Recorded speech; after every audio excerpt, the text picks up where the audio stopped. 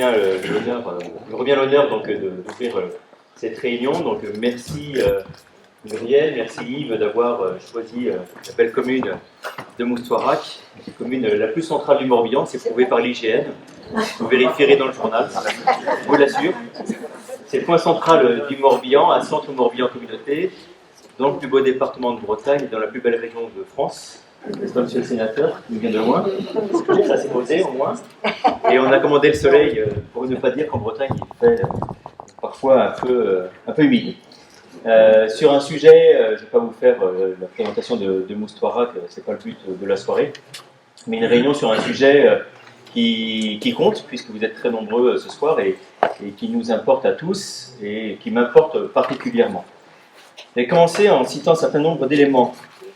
DECIL, DETR, DGF, CRTE, ZAN, SRADET, SCOT, PLUI, PVD, PCET, CAF, PEJ, CSAS, MAM, AESH, restaurant scolaire, centre de loisirs, redevance incitative, SPANC, assainissement collectif, un nouveau terme, les EPI, c'est celui de la semaine, culture, centre aquatique, mais aussi chien en divagation, vache en divagation, mouton en divagation, et on a même eu à Moustoirac dernièrement des lapins en divagation.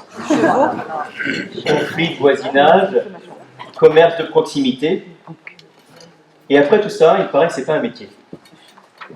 Il paraît que c'est pas un métier, et pourtant, je pense qu'on est un certain nombre de personnes à le considérer, sinon on ne serait pas si nombreux ce soir.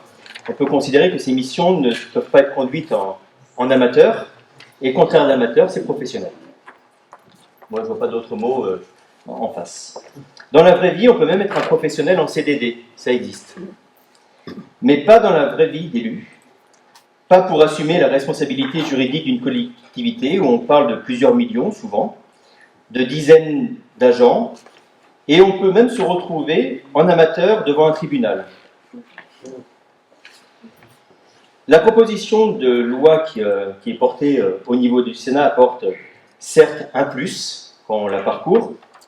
Je serais tenté de dire un petit plus, mais comme je le disais à Yves juste en arrivant, je ne vais plus le dire à d'autres. C'était avec Yves. On est encore loin du vrai statut de l'élu local, c'est le terme qui est utilisé. Il y a aussi un certain nombre de tabous, y compris entre nous, et pourtant il n'y a pas à s'excuser d'être un élu puisque c'est une confiance donnée par les électeurs. Se pose aussi, c'était d'ailleurs évoqué par des personnes rien que dans le hall tout à l'heure, la question des élus non retraités. Beaucoup d'inquiétudes de la part des jeunes élus qui se posent des questions sur le présent mais aussi sur leur avenir. Il y a eu une réforme des retraites il y a quelques mois. Et donc forcément c'est un sujet qui revient un peu plus dans la tête des uns et des autres. Nous sommes élus mais nous sommes aussi chargés de famille pour une bonne partie d'entre nous. Je voyais dans le journal ce matin que les têtes de liste pour les élections européennes avaient 34,7 ans en moyenne cette année. C'était 38 ans en 2019, 34 ans de moyenne pour les têtes de liste sur les élections européennes. Et moi qui ai 48 ans, je sais que j'en fais beaucoup plus, eh bien je fais partie des 10% des maires les plus jeunes de France. Voilà. Il y a déjà un certain gap à ce niveau-là. Et cet âge, certes l'expérience va avec, mais cet âge ne va qu'augmentant et s'écarte quelque part de la moyenne d'âge de la population et forcément ne peut pas être sans lien avec la démobilisation des élus, enfin des électeurs pour les différentes élections. Sans faire de jeunisme entre jeunes élus, entre plus jeunes élus, parce que pour mes enfants je suis déjà très vieux, nous parlons aussi de la suite, des prochaines élections. Et je dois l'avouer, c'est mon deuxième mandat de maire, donc j'ai été élu en 2014 avec une très belle équipe. Ce n'est pas des conversations qu'on retrouvait autant ou à ce point dans le précédent mandat. C'est beaucoup plus marqué. Au-delà de tous les tourments inhérents à la fonction, nous mesurons encore qu'il y a un peu deux catégories d'élus, les petits et les grands. Nous ne demandons pas forcément les mêmes avantages que nos chers amis sénateurs. Vous ne pouvez pas m'empêcher. Ça évite que l'Assemblée le reprenne en masse. Nous, vous preniez un certain risque en venant ici aussi, vous le saviez. Pas simplement pour la salle. Le risque n'était pas lié à la salle, vous le savez bien. La salle est très sympa, il paraît. Nous demandons juste la même considération que tout le monde, que tous les salariés, même si j'en conviens, ce n'est pas une mission de salarié, mais le minima est d'avoir la même chose au niveau du temps passé. Je rappelle que le SMIC est à 1 400 € pour 35 heures, à mettre en rapport avec les indemnités des maires qui en font largement plus dans nos territoires ruraux, évidemment. Maladie, retraite. À défaut, et ce sera peut-être notre faute, il faudra peut-être prendre notre mouchoir pour regarder ce qui va se passer en 2026, avec peut-être moins de candidats. Peut-être même, on en parlait Fabrice il n'y a pas longtemps au conseil d'administration des maires du Morbihan, peut-être pas de candidats, ou alors peut-être des huluberlus de dernière minute, ce qui ne serait pas avec moins de risques. Il est vrai qu'il s'avère que certains grands serviteurs de l'État déconcentrés estiment que ça n'est pas grave, puisqu'il suffira de faire des fusions de communes. Nous l'avons entendu il y a peu de temps. Les mandats locaux sont la colonne vertébrale de notre démocratie. J'imagine si les maires faisaient, alors je ne dis pas fermer les mairies, mais si les maires faisaient une grève ne serait-ce que 3 mois, dans quel état serait l'ensemble de nos territoires? Donc il est grand temps de modifier ce statut de l'élu local, à la fois pour l'exercer sereinement et pour avoir un maximum de vocation pour notre démocratie. Je vous remercie.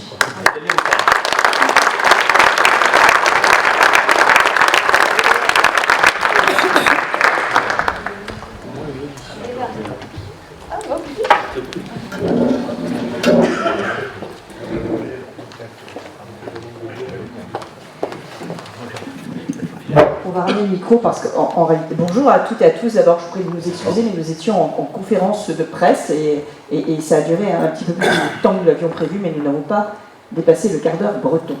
Je vais peut-être plutôt m'asseoir parce que nous allons dire un mot rapide. Moi d'abord, Yves et puis Fabrice, mais parce qu'en réalité, ce sont nos invités que nous voulons entendre et c'est surtout la salle que nous voulons entendre. C'est pour ça qu'ils sont là aujourd'hui.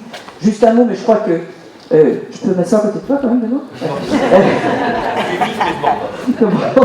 Ça devrait aller. Je crois que Benoît est rentré dans le vif du sujet. Merci d'abord de nous accueillir dans cette salle. Merci de tes propos, pourquoi ne pas le dire, mais parce que je crois qu'il rentre vraiment dans le vif du sujet, qui sont que les communes sont un élément indispensable je crois tout simplement à la France, à notre démocratie. Alors, vous pouvez d'autant plus me croire que nous ne sommes plus en période électorale, donc je ne cherche rien en disant ça. Je vous le dis extrêmement sincèrement, et je le dis très souvent, ce sont les communes qui tiennent la France. Mais les communes, c'est très désincarné lorsqu'on n'a pas d'élus pour, dans ces communes, rendre les divers services dont tu as pu parler, Benoît. Et nous savons que c'est de plus en plus difficile, toujours aussi passionnant, mais de plus en plus difficile d'être élu. Ceux qui sont élus depuis longtemps le savent. C'est de plus en plus lourd à tant de points de vue. C'est de plus en plus difficile, avec beaucoup d'agressivité, parfois trop d'agressivité. Nous essayons au Sénat de prendre cela en compte pour qu'il continuions à avoir des élus. Un texte sur les secrétaires de mairie, un texte sur les violences faites aux élus qui est sorti cette semaine, pour lequel nous avons trouvé un accord avec l'Assemblée cette semaine. Et maintenant, un texte sur le statut de l'élu local, qui a une envergure que nous présenterons effectivement les deux auteurs qui sont là, avec une ambition chronologique qui va vous être expliquée aussi et qui expliquera peut-être pourquoi il ne prend pas en compte tous les éléments que tu attendais, peut-être Benoît, mais je ne serai pas plus longue, je vais passer la parole à Yves, non sans remercier ceux qui sont ici, c'est-à-dire Françoise Gattel, qui est sénatrice d'Ille-et-Vilaine et présidente de la délégation aux collectivités territoriales. Elle est morbihannaise de naissance. Et Mathieu Darnaud, qui est sénateur de l'Ardèche, qui n'avait jusqu'à aujourd'hui aucun lien avec le Morbihan, mais je pense que ça va changer. Et qui sont tous les deux l'auteur d'une proposition de loi sur ce statut de l'élu et qui sont venus en échanger avec nous. Je te passe la parole. Merci Muriel, bonsoir à toutes et à tous. D'abord, très content de voir autant de monde dans cette magnifique salle de Moustoirac. Malgré qu'on soit en période de vacances, on a eu beaucoup d'excuses, beaucoup de petits messages sympas de gens qui ne sont pas dans le Morbihan en ce moment, mais qui vont nous suivre puisque cette réunion est reproduite en direct grâce aux infos du Pays Gallo. Et je remercie M. Guillon d'être présent. C'est la solution qu'on a trouvée pour ceux qui sont au ski ou ailleurs, très loin d'ici, de suivre cette réunion. Donc je salue ceux qui nous regardent de très loin. Je vais juste, parce que Benoît a fait le boulot, avec Muriel, avec Fabrice, on devait faire un petit exposé des motifs pour mettre un peu nos deux stars dans le contexte, mais Benoît l'a parfaitement fait. Moi, je dirais simplement que cette mission d'élu, elle est passionnante, sauf qu'on l'exerce dans un contexte qui a complètement changé. Je pense qu'on est tous d'accord pour dire que depuis, peut-être sur une césure de 2020, depuis le Covid, on vit nos mandats de façon complètement différente. On dit souvent que les élus sont des gestionnaires de crise. En tout cas, on en a fait la démonstration de ces derniers mois, ces dernières années. Nous n'avons passé notre temps qu'à gérer des crises. Et donc, dans ce contexte complètement nouveau, dans cette ambiance complètement nouvelle, avec un comportement de nos concitoyens qui a changé, il faut qu'on revisite complètement tout ce qui encadre nos missions. Parce que sinon, on va en décourager plus d'un.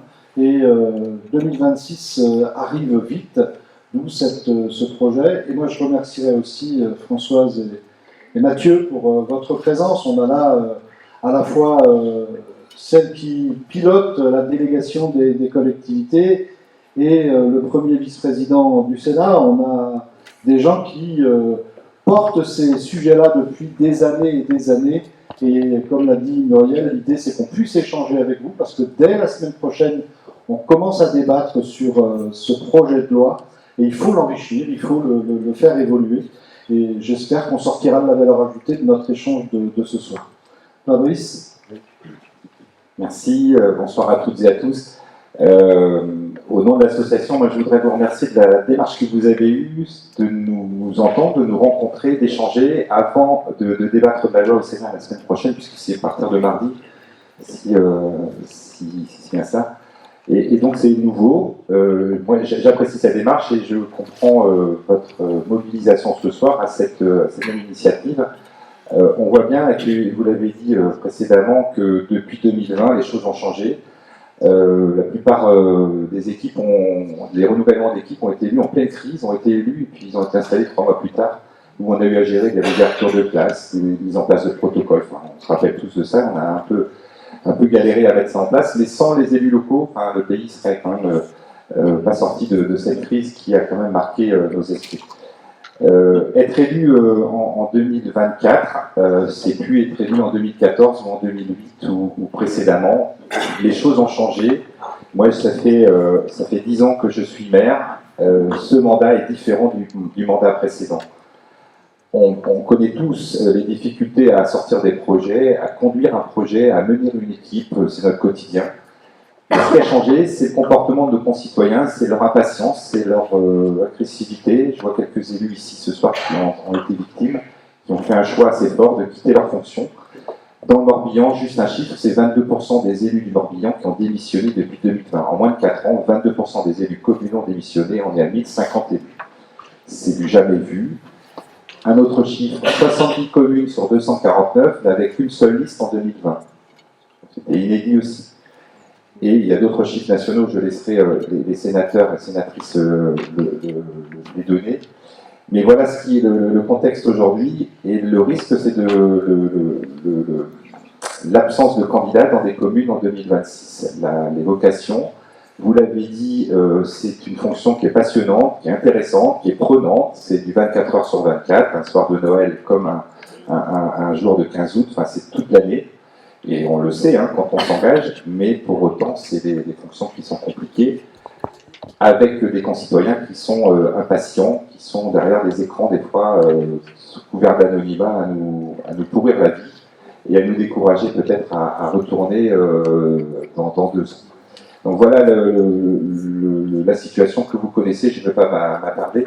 En tout cas, on est là pour échanger, et j'apprécie la démarche vraiment qui a été faite par le Sénat ce soir. Merci. Je peux peut-être aller là parce que j'aime bien Va voir. où tu veux.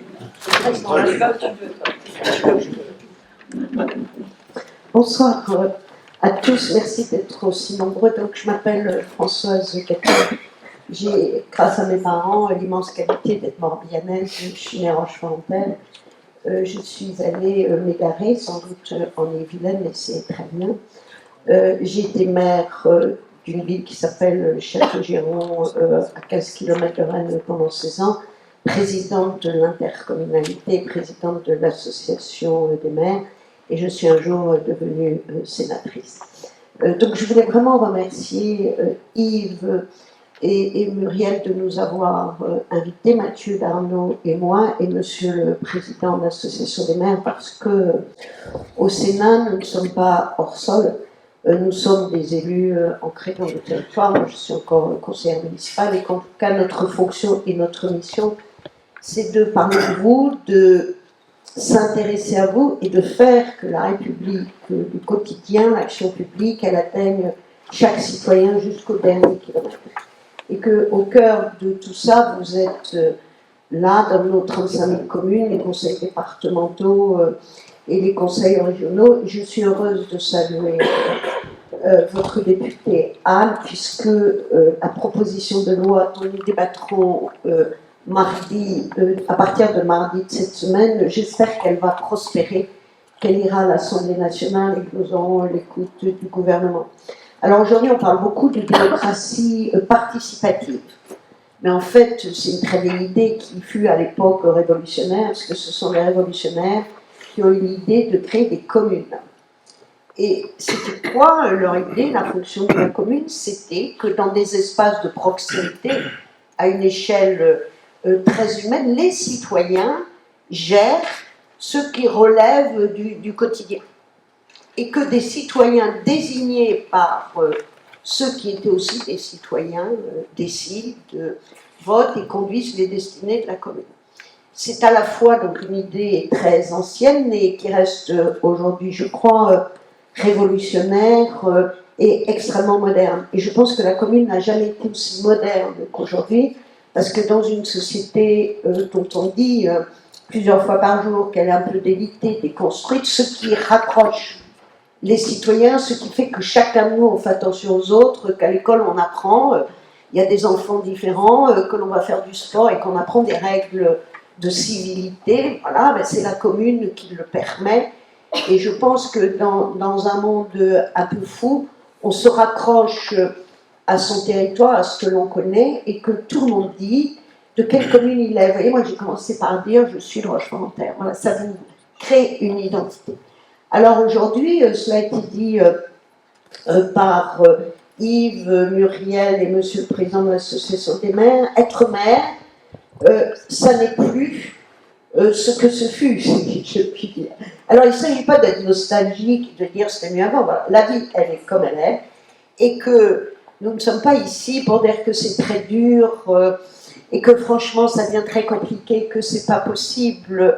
Jacques Brel disait en arrivant au Marquis, que Gémir n'était pas de mise. Je crois que les élus que vous êtes et ceux qui s'engagent, ils pensent qu'on peut agir, faire des choses, voilà, et que nous sommes là, nous, sénateurs, pour améliorer les conditions d'exercice de votre mandat, et parce que nous croyons, avec force et beaucoup de conviction, que la commune, c'est le cœur du réacteur de la République. C'est ça, et c'est tout ça. Et qu'il faut qu'on puisse parler des élus locaux, en disant que la République et la démocratie, ça n'a pas de prix, mais ça a un coût, et qu'il faut qu'on en parle sans tabou.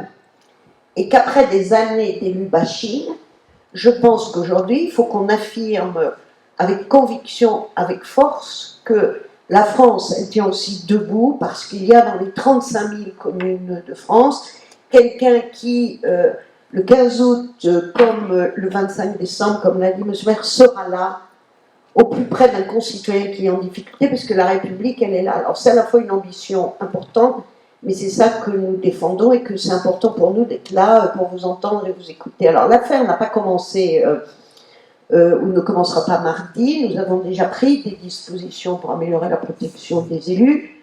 Nous avons voté un texte sur les secrétaires de mairie, très important, et nous avons, cela a été dit la semaine dernière, bouclé un texte sur la protection des élus. Et aujourd'hui, nous disons que ça ne peut plus durer.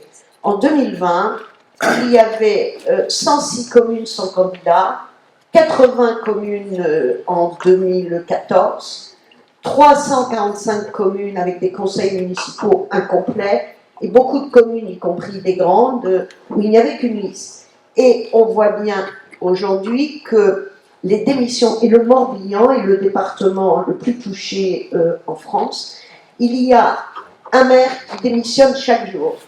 il faut parler aussi de l'ensemble des élus municipaux. Et donc en 2026, qu'en sera-t-il de nos communes? Qu'en sera-t-il de l'action publique de proximité? C'est pourquoi le Sénat, depuis longtemps et avec détermination, travaille sur le sujet et dit voilà, c'est aujourd'hui et maintenant qu'il faut vraiment donner envie à tous nos concitoyens, quel que soit leur âge, leur sexe, leur condition professionnelle, de s'engager, parce que sinon on va être très mal, pour parler d'une manière un peu triviale. Il faut redonner le pouvoir d'agir, c'est trop compliqué, trop long, voilà. Il faut freiner cet élu bashing qui aujourd'hui se transforme en agression ou en diffamation. Il faut qu'on affirme que les élus méritent le respect et que n'importe quel citoyen, y compris celui qui n'est pas content, il pouvait aussi se présenter aux élections. Alors on peut ne pas avoir voté pour son maire, mais on a l'obligation de le respecter. Et moi je souhaite que dans notre pays, on retrouve pour l'ensemble des élus municipaux le respect et la gratitude que l'on a aujourd'hui pour les sapeurs-pompiers volontaires. C'est aussi simple que ça. Alors je vais passer rapidement sur les éléments que nous proposons. Donc nous, notre objectif, c'est de dire qu'en 2026, il faut qu'on ait de nouveaux candidats. C'est à peu près, en France, 1 million de citoyens qui décident de s'engager au moment des élections municipales. C'est colossal. C'est une chose. Et il faut que ceux qui sont en poste aujourd'hui, qui sont fatigués, qui sont là parce qu'ils n'en peuvent plus, et c'est vrai, on leur prouve notre soutien et qu'on apporte des solutions. Il faut que l'État soit aussi à nos côtés et qu'on renforce la présence des préfectures et des sous-préfectures pour accompagner les élus. Donc on a travaillé d'une manière très transpartisane, c'est-à-dire que nous sommes 348 sénateurs, 309 d'entre nous ont co-signé ce texte. Ça veut dire, vous voyez la force des choses, et que mardi matin, le gouvernement sera au banc et lui appartiendra de répondre aux questions auxquelles nous ne pouvons pas répondre, parce qu'à un moment, il y a des histoires d'argent, et dans une proposition de loi, nous n'avons pas le droit de créer des dépenses supplémentaires, mais il y a des exigences, il faut qu'on avance. Donc la première chose que nous voulons faire, c'est d'abord améliorer les conditions d'engagement. Aujourd'hui, si nous voulons que des gens qui ont une activité professionnelle s'engagent, il faut qu'on puisse leur permettre de garder un niveau de revenu, entre guillemets, qui soit décent. Un maire travaille en moyenne 32 heures par semaine pour sa commune, c'est une moyenne. Et nous voulons revaloriser les indemnités des élus, nous l'avons déjà fait pour les plus petites communes, mais en gros, la revalorisation que nous proposons, elle est de 10% pour toutes les tranches de communes. Ça, il nous semble extrêmement important, mais il s'agit aussi de faire évoluer les indemnités des adjoints. Et nous voulons qu'il n'y ait plus, lors du premier conseil municipal, ce moment qui est extrêmement difficile pour les élus, on doit voter les indemnités. Enfin, au conseil départemental, au Sénat, au conseil régional, il n'y a pas un vote pour dire, bon, alors, voilà. Parce qu'il y a l'opposition qui est là, c'est le premier conseil, la presse qui est là, je salue la presse, d'ailleurs je remercie d'être là aussi, et donc tout ça, ça fait du buzz.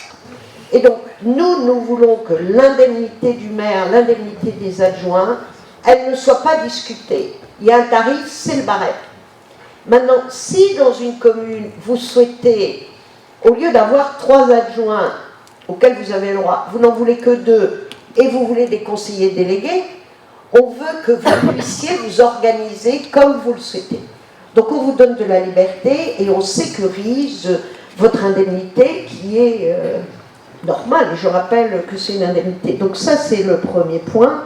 Ensuite, nous proposons d'améliorer le régime de retraite.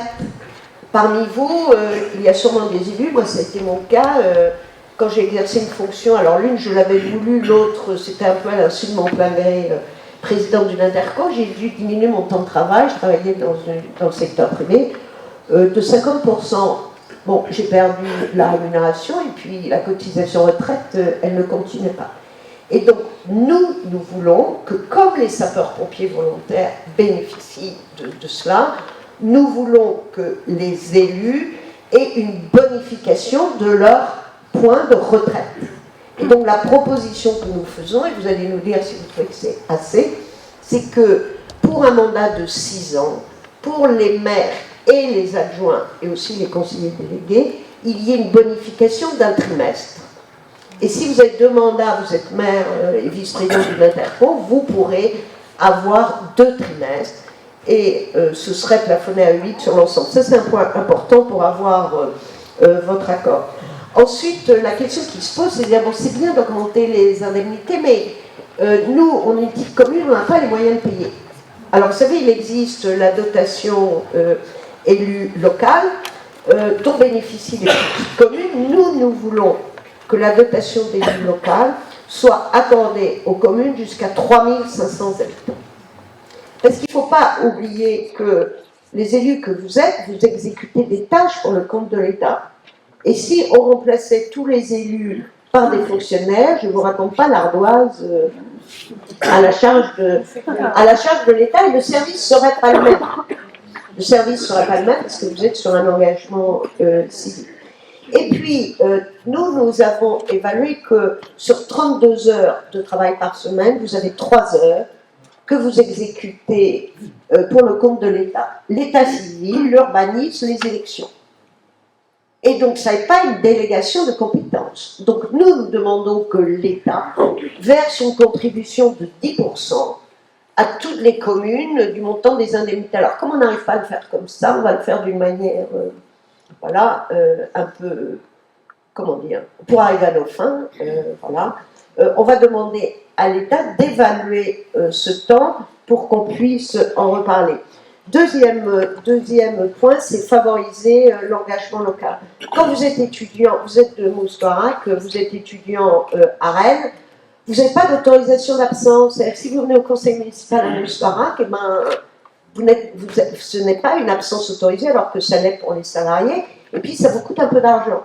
Donc nous, on veut que les étudiants aient une autorisation d'absence comme les salariés, et que les frais de déplacement que vous avez quand vous êtes élu et que vous devez, au conseil municipal, et que vous devez aller à un syndicat mixte qui est à 40 km de là ou à l'Interco, ce sont des présences obligatoires que vous avez pour rembourser, pour représenter la commune, et donc nous voulons que ces frais soient remboursés.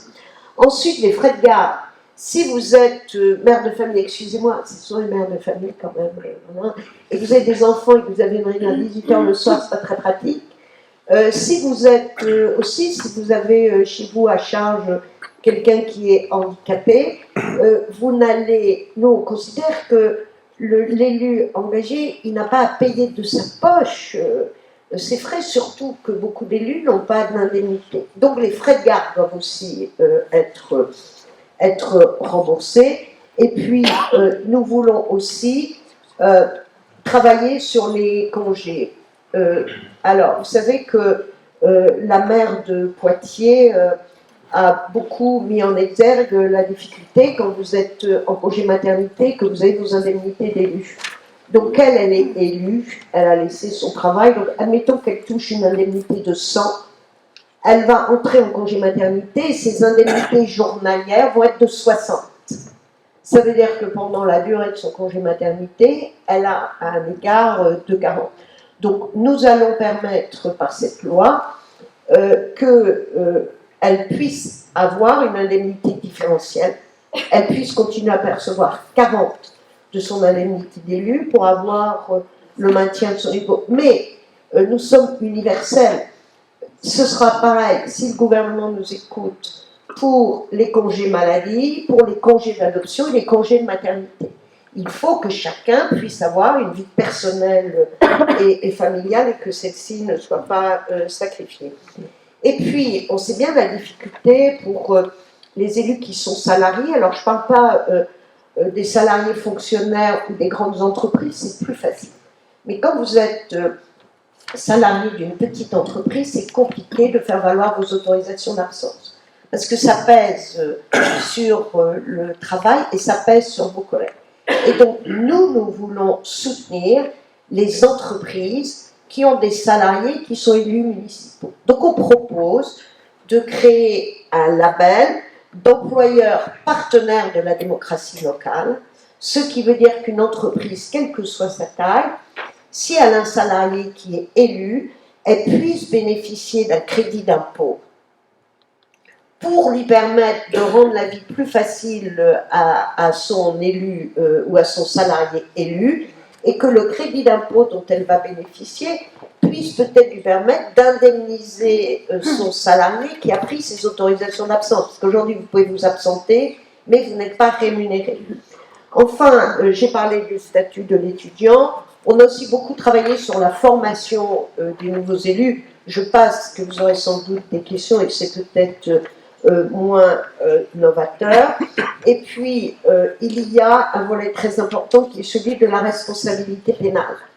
Vous savez qu'aujourd'hui, un maire il peut être responsable de tout, de l'accident qui intervient sur le terrain de foot, du nid de poule, ou parce que vous avez été désigné par votre conseil municipal pour être dans un syndicat mixte, par exemple, qui a trait au logement, à l'urbanisme ou au tourisme, et alors même que vous avez été désigné officiellement par votre conseil municipal, vous ne pouvez pas participer aux décisions qui concernent votre commune. Alors on marche sur la tête, mais en même temps, il y a des juges qui considèrent qu'il y a de la prise illégale d'intérêt, alors que vous ne vous enrichissez pas du tout. Donc Mathieu était co-rapporteur avec moi il y a déjà 3 ou 4 ans sur un texte qui s'appelait 3DS. On a pris des dispositions pour améliorer les choses, mais ça ne suffit pas.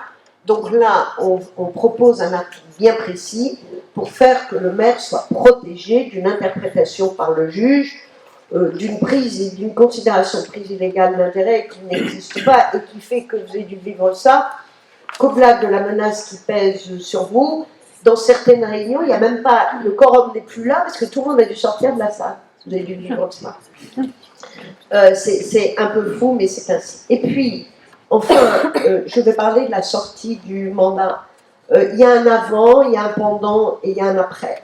Parce que je pense qu'on a vu pendant longtemps des élus qui ont été maires ou adjoints pendant 30 ans. Hein, c'était une vie d'élu. Aujourd'hui, le rapport à l'engagement, il est comme le rapport au travail. Ça a beaucoup changé et je ne suis pas sûre que les élus s'engagent pendant 30 ans parce qu'ils ont envie, ils sont des aspirations naturelles. Chacun de nous ici l'a vécu. Voilà, un moment de faire autre chose. Et que donc, il faut sécuriser la sortie du mandat. Il faut sécuriser l'engagement, il faut faciliter l'exercice. Et puis, les élections municipales, elles ont toujours lieu en mars. Et il y a 2 situations. Il y a l'élu qui a décidé de ne pas se représenter, et puis il y a celui qui découvre le dimanche soir que le lundi matin, il ne sera plus à la mairie. Parce que c'est ainsi, ce sont les règles de la démocratie. Et que si vous êtes un salarié du privé et que vous avez diminué votre temps de travail, vous avez carrément mis entre parenthèses votre carrière, le lundi matin est extrêmement difficile et les jours suivants parce que vous n'avez rien. C'est le vide. Alors qu'un salarié, quand pour une raison ou une autre il perd son travail, il a des indemnités de chômage.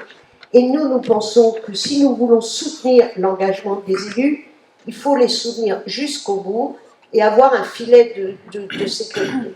Et donc nous proposons 2 choses. Qu'à la sortie d'un mandat, il y ait ce qu'on appelle une indemnité différentielle, donc une sorte d'allocation, voilà, qui permette pendant 1 an à un élu de toucher une partie de son indemnité, ce qui donne le temps de se retourner.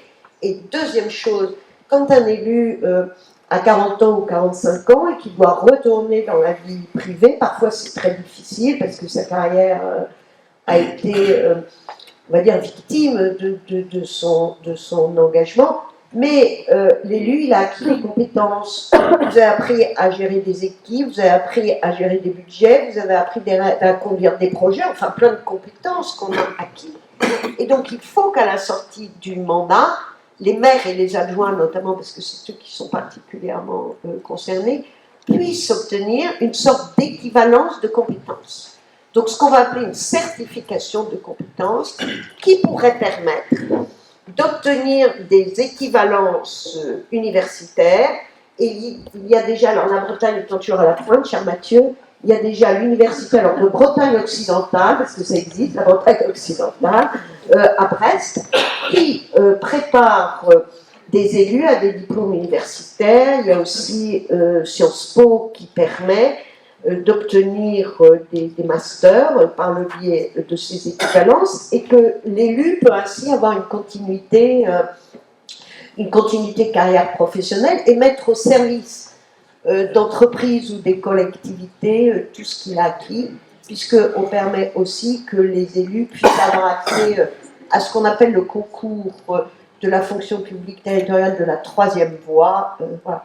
Donc j'ai essayé d'être complète et brève, et surtout, comme ça a été dit, nous c'est très important qu'on se nourrisse de vos observations, remarques, récriminations, enfin on prend tout, sachant que la proposition que l'on fait, elle a fait l'objet d'une large consultation auprès des élus depuis le mois de novembre. On a demandé l'avis de tous les élus, et Mathieu, comme moi, nous allons de département en département pour rencontrer. Écoutez, je renouvelle encore mes remerciements à Muriel et à Yves, et je les remercie de leur engagement total et absolu à nos côtés pour que le Sénat puisse à nouveau servir la cause des élus. Et quand je dis servir la cause des élus, ça n'est pas servir un lobby, c'est servir, il faut le dire, nos concitoyens et la République.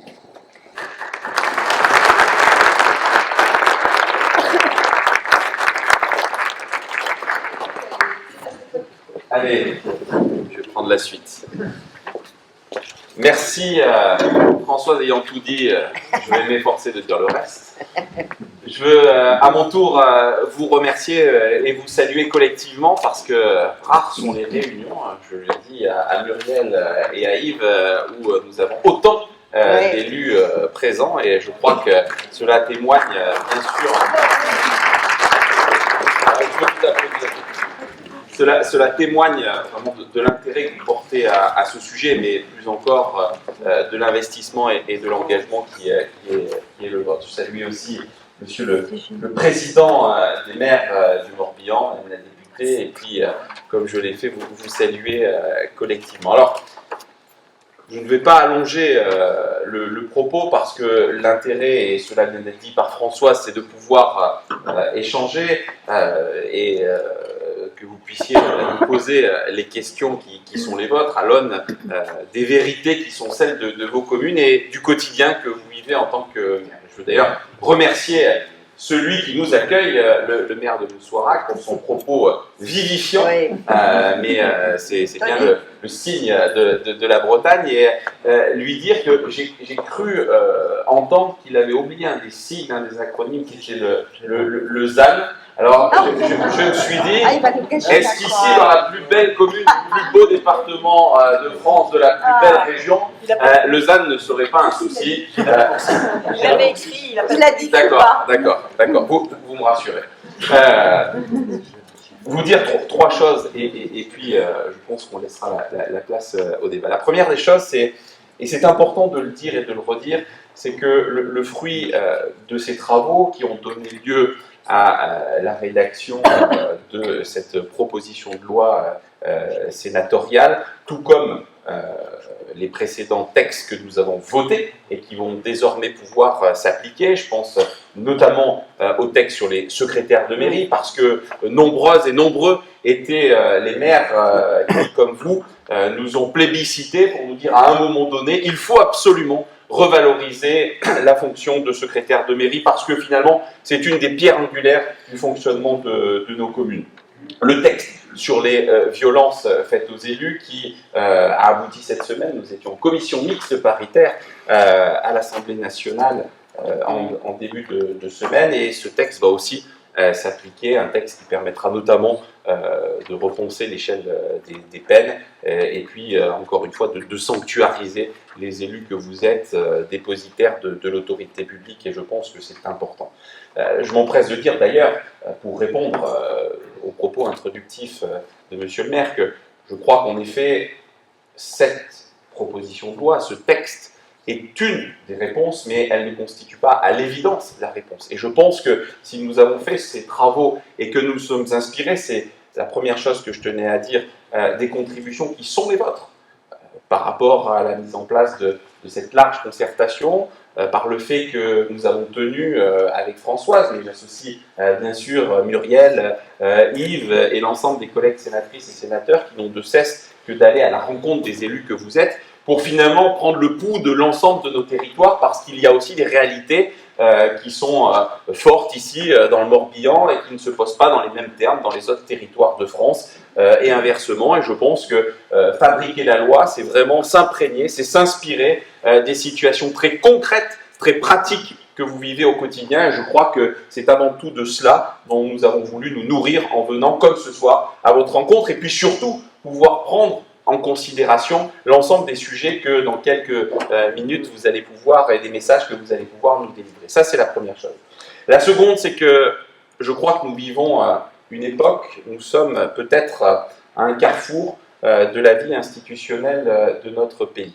Je le dis parce que, et c'est important de le réaffirmer, nous avons quand même le sentiment qu'au travers de la commune, qu'au travers de l'engagement qui est le vôtre, qu'au travers un peu des signaux faibles qui deviennent un peu plus forts chaque jour et qui démontrent que notre démocratie locale peut être en danger si nous n'y prenons pas garde. Si en 2026, nous avons un nombre de communes toujours plus importantes qui ne trouvent pas de candidats pour présider à leur destinée. Si nous avons chaque jour, d'ici 2026, un nombre de démissions toujours plus importantes, et je le dis avec une certaine solennité parce que jamais dans notre pays nous n'avons connu autant de vagues de démissions. Je le disais tout à l'heure, plus de 35 000 élus locaux ont démissionné depuis le début de ce mandat, plus de presque 1500 maires démissionnaires depuis 2020. Je crois que tout ceci doit fortement nous interpeller, et c'est bien une série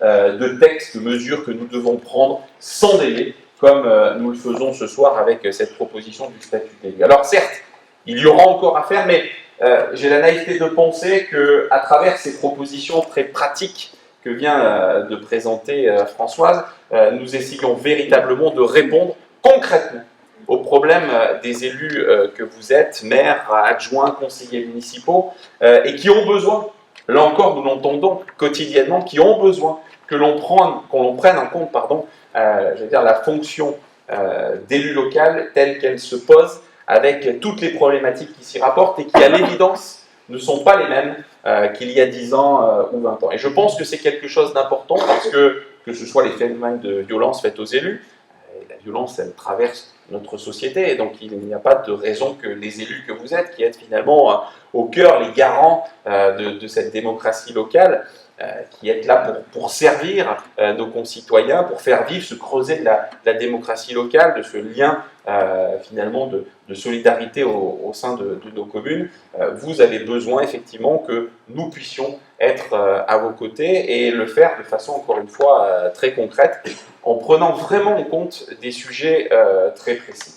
Et le troisième point que je veux évoquer, c'est à l'évidence le fait que, et nous avons commis il y a un peu plus de 6 mois un rapport sur l'avenir de la commune et du maire, qui pointait 2 sujets majeurs. Le premier, c'est ce sujet du statut de l'élu, parce qu'à l'évidence, il est consubstantiel de la capacité qu'auront nos concitoyennes et nos concitoyens à s'engager dans la vie municipale, mais il faut répondre à certains préalables, parce qu'aujourd'hui, et Françoise l'a bien souligné, conjuguer, monsieur le maire aussi, conjuguer vie professionnelle, vie d'élu, c'est de plus en plus compliqué quand on sait que la tâche d'élu local est de plus en plus chronophage.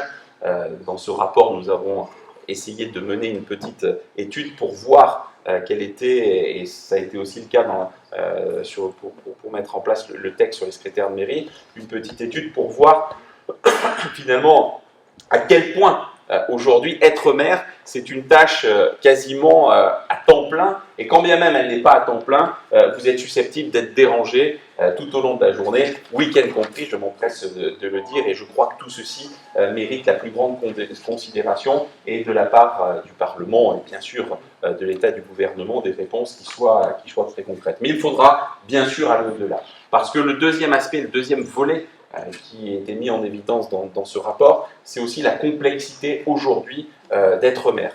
Le sentiment qu'il y a une entrave permanente à agir, et c'est là aussi, je crois, quelque chose que nous souhaitons traiter. Et dans quelques jours, nous allons déposer un grand texte issu d'un groupe de travail que présidait le président Larcher avec l'ensemble des groupes de la Haute Assemblée sur la décentralisation, la déconcentration et les rapports à l'État, parce que parmi ces acronymes, beaucoup de ces acronymes sont aussi le fruit de la politique de l'État sur les territoires, et trop souvent ces injonctions qui vous sont faites par l'État sont vécues comme des contraintes qui alourdissent considérablement votre quotidien et sur lesquelles nous devons aussi, par une décentralisation accrue, par une déconcentration qui soit réelle.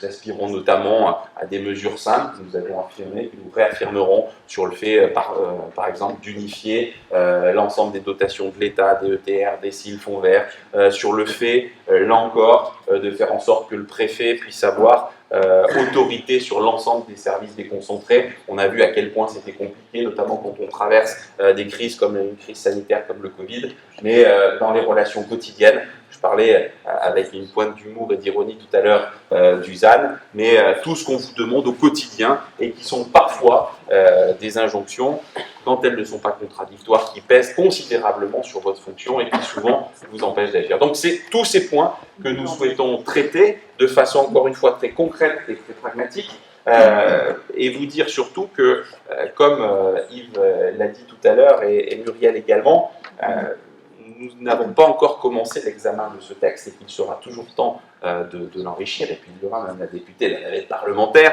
et la capacité que nous aurons à échanger sur ces sujets, convaincus qu'il ne s'agit pas d'un sujet figé, c'est bien un sujet qu'il faut faire évoluer au fil du temps, parce que être maire, être adjoint au maire, être conseiller municipal, c'est pas une mission finalement tout à fait linéaire. Le chemin est parfois ardu et complexe et qu'il faut pouvoir adapter la législation, adapter les moyens au quotidien pour que vous puissiez, chacune et chacun, trouver aussi de l'épanouissement dans votre mandat, et puis qu'on puisse favoriser votre action au quotidien. Enfin, et j'en finirai par là parce que j'ai parlé des charges souvent qui pèsent sur les collectivités.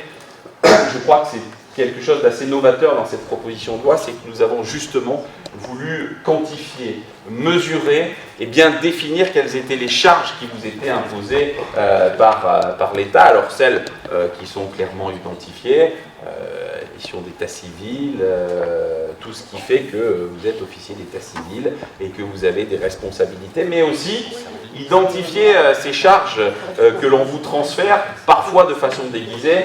J'ai un souvenir encore en mémoire avec la question des fameux référents déontologues qui sont rendus obligatoires pour chacune des mairies aujourd'hui, et montrer que nous sommes aussi attentifs au Sénat à ce que nous considérons comme être des sujets entre guillemets facultatifs parce qu'ils ont leur importance, mais typiquement Françoise faisait référence tout à l'heure à la loi 3DS, dans laquelle nous avions convenu avec les collègues députés de faire en sorte que ce référent déontologue ne soit pas obligatoire, qu'il soit facultatif, et quelle ne fut pas notre surprise de voir que dans le décret pris par le gouvernement, ce référent déontologue s'est retrouvé être une obligation qui pèse et qui est une charge déguisée qui pèse sur vos collectivités. Et c'est un exemple parmi tant d'autres, mais là aussi, nous souhaitons clarifier, nous souhaitons simplifier, nous souhaitons réduire, monsieur le maire, le nombre d'acronymes et de sigles pour simplifier la vie des élus. Alors il en est un qu'il ne faut pas supprimer en Bretagne, on m'a dit, c'est la CTAP, chère Françoise, parce qu'on m'a dit que c'était la seule région dans laquelle la CTAP ça fonctionnait. Donc on va suivre l'exemple breton, on va s'attacher à faire en sorte que la Bretagne nous guide, nous éclaire. En tout cas, merci de votre attention, et puis je pense que maintenant on va pouvoir passer à ce temps d'échange pour répondre de façon très concrète aux problématiques de chacune de vos communes. Je vous remercie.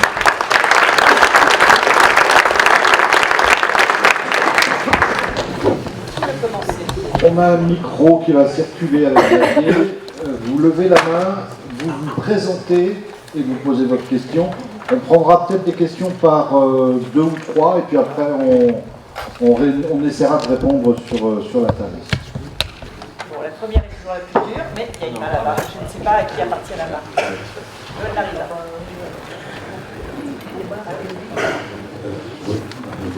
Bonsoir à tous. Bon, je m'appelle Marivin, maire de Carrefour, et président des maires ruraux du Morbihan. Bon, déjà, effectivement, la modification de statut est une avancée, il faut le reconnaître. Je ne pense pas que ça réglera le problème de 2026, comme le disait Benoît, mais ça va dans le bon sens. Ma question est plutôt de savoir quel est votre sentiment sur la collaboration avec l'Assemblée nationale. Visiblement, la CMP a l'air d'avancer un peu, mais on estime que le texte est un petit peu en retrait par rapport aux besoins du territoire. Voilà, donc je voulais savoir quel est votre sentiment sur ce point-là. Je ne parle pas du gouvernement.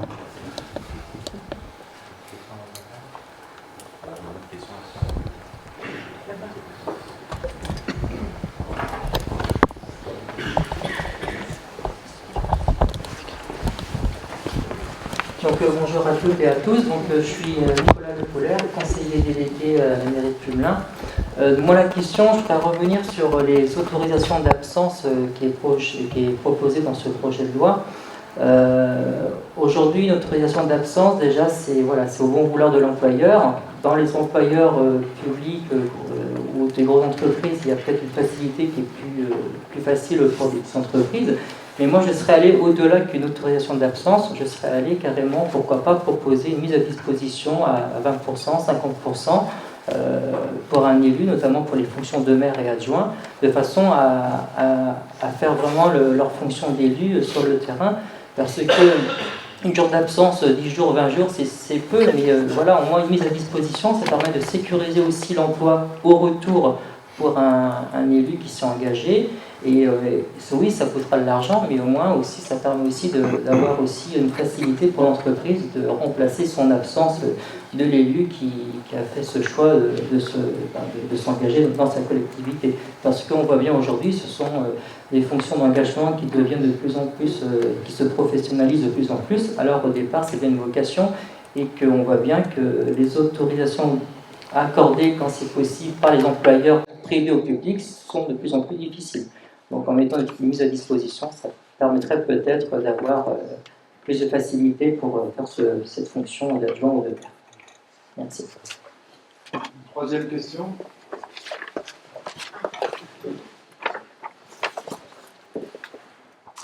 Bonsoir, Patrick Le Diffon, PRML, président de PRML Communauté.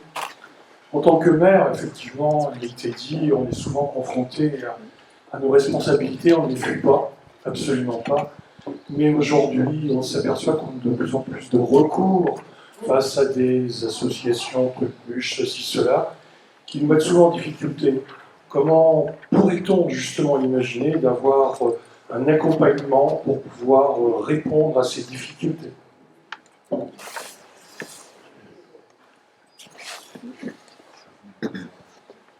On va peut-être passer la parole à Anne, puisque la question de Joël, c'était la relation avec l'Assemblée nationale et la position des députés, puis comme on a la chance, Anne. Bonsoir à toutes et à tous. Donc, sur des textes globalement comme ceux-là, du Sénat, ils sont plutôt bien accueillis par l'Assemblée nationale, globalement. J'ai juste une question à mon avis, donc je pense que ce sera aussi le cas, on parle bien de ce projet de loi, que ce soit sur les secrétaires de mairie, que ce soit sur la protection des élus, globalement on les accueille bien. J'ai juste une question, une interrogation et je n'ai pas la réponse, c'est que, à vous écouter quand même, il me semble que les charges financières sont lourdes, il n'est pas à exclure que le gouvernement réagisse à cette partie-là, c'est-à-dire le financement du coût de ces lois. Et par expérience depuis 1 an et demi qu'on vive dans cette marmite qu'est l'Assemblée nationale, il se peut que sur ce point-là, mes collègues de la majorité solidaires avec le gouvernement demandent peut-être des aménagements, qu'il y ait des amendements, des choses qui se passent, mais en tout cas, en ce qui me concerne, et pour avoir soutenu des projets qui venaient du Sénat concernant la protection des élus notamment, il n'y a aucun doute que la majorité de l'Assemblée nationale sera au niveau. Mais sur les charges, je pense que là, le gouvernement, il va tiquer.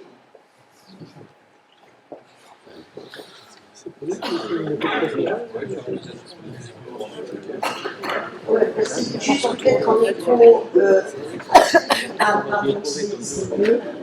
je pense qu'effectivement le gouvernement va tiquer, puisque quand il va tiquer, c'est-à-dire ça va faire un petit choc, mais il sait ce qu'on demande, parce qu'on a travaillé en parfaite transparence. Depuis le mois de novembre, le président du Sénat a annoncé une proposition de loi.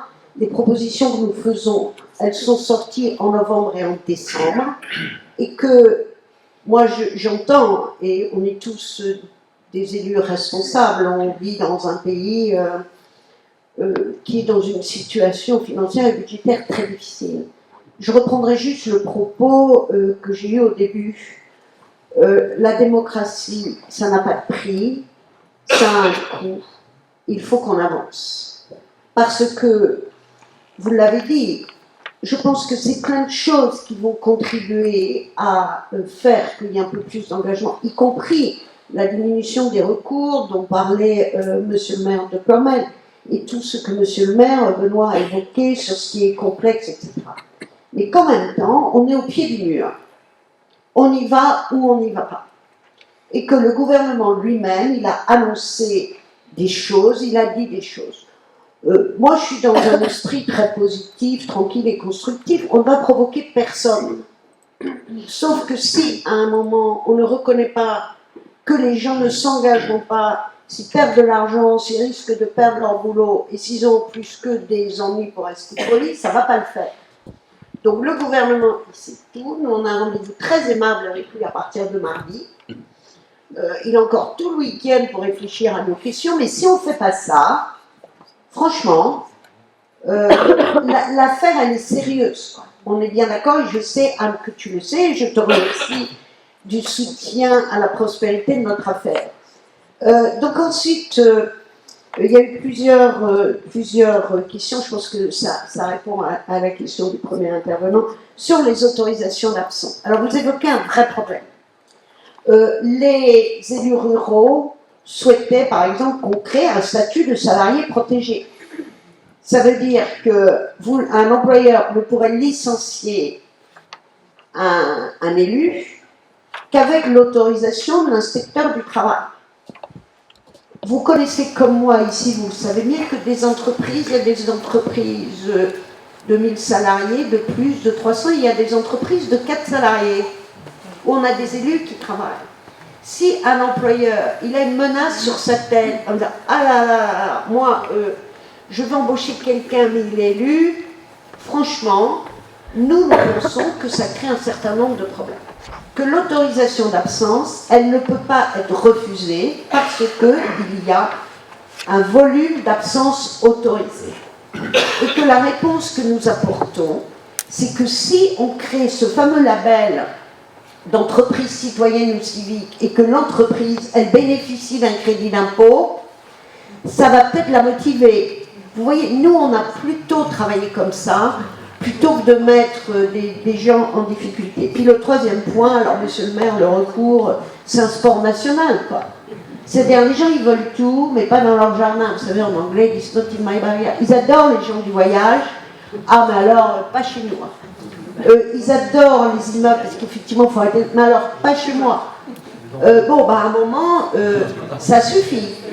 Et vous savez, dans le Morbihan, je pense que vous l'avez, moi, j'ai entendu le maire de Dinard me dire que quand il y a une maison qui est vendue à Dinard, et on va construire un petit immeuble, et bien comme par hasard, il y a une association d'intérêt public, vous comprenez, ils sauvent le patrimoine, qui fait un recours. L'association, elle est plus ou moins nébuleuse, et que les promoteurs, ils sont condamnés en quelque sorte, entre guillemets, ou ils sont tenus, enfin, ils s'obligent à avoir dans leur plan de financement une sorte d'enveloppe pour aller indemniser l'association avant qu'elle fasse un recours. Donc là, on va avoir dans 15 jours au Sénat une proposition de loi sur le recours abusif pour, alors là, c'est les bruits anormaux du voisinage.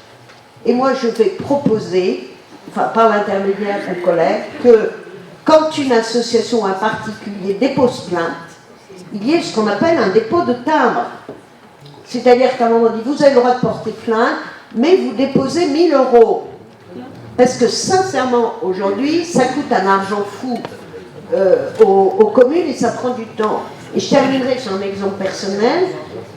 Quand j'étais maire, on avait un projet de démolition-reconstruction de petits appartements qui avaient été construits dans le centre-ville pour des personnes âgées. C'était plutôt très bien, mais ça ne correspondait plus, il n'y avait pas d'ascenseur, enfin voilà. Bon, donc on fait un truc plutôt bien. Les personnes âgées ont déménagé, on a rasé les immeubles. Entre-temps, il y a un habitant qui est arrivé, qui a dit « Mais comment c'est possible ce truc-là? Moi, je ne suis pas d'accord pour que ce soit à côté de chez moi. » Ça nous a pris 10 ans pour sortir du bazar. Et ça nous a coûté un argent fou. Donc je pense effectivement qu'il est temps que, tout en respectant la liberté de recours, on considère qu'il y a des recours abusifs et excessifs.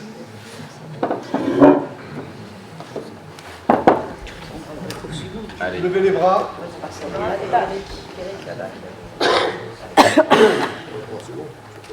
Bonsoir à toutes, bonsoir à tous. Donc Alexandra Lien, adjointe à la ville de Pontivy, vice-présidente à Morbihan Énergie.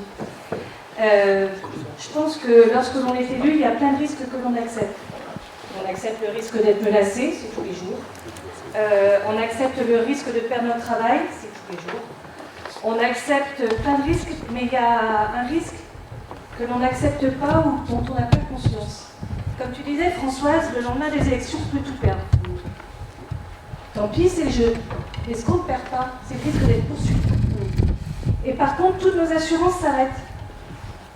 Donc là, il serait important que nous, demain élus, nous puissions être protégés au niveau juridique une fois que notre mandat s'arrête. Les indemnités, à la limite, on les perd, on connaît le risque. Mais se retrouver avec les bracelets du jour au lendemain pour une décision que l'on n'a pas forcément prise, mais que l'on a dû assumer, je pense que ce n'est pas tolérable. Merci.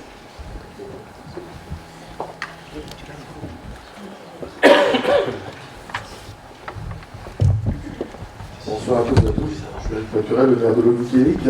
Moi j'ai une question assez pratique. Dans ma commune, nous sommes 27 élus, dont il y a le maire, j'ai 9 adjoints et des conseillers municipaux. Concrètement, le maire touche 2250 € brut par mois, les adjoints 900, les conseillers municipaux 0. Et je pense qu'aujourd'hui, il est important qu'on augmente l'indemnité globale pour la commune, de façon à ce que le maire, qui touche 10% de plus, c'est une chose. Moi, je veux pouvoir, en plus, non seulement récompenser entre guillemets les adjoints 900 €, c'est normal, mais je veux également que les conseillers municipaux puissent toucher 100, 150 €, parce que certains conseillers municipaux, il faut le dire, bossent plus que certains adjoints. Voilà. Merci beaucoup.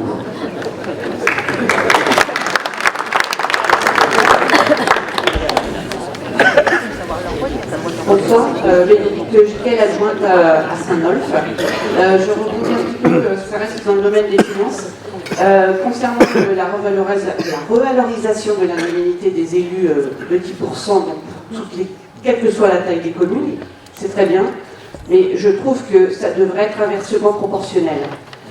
Parce que je pense que dans les petites communes, les maires et les adjoints ont un travail beaucoup plus important que dans les grandes communes où il y a les services, où il y a des professionnels.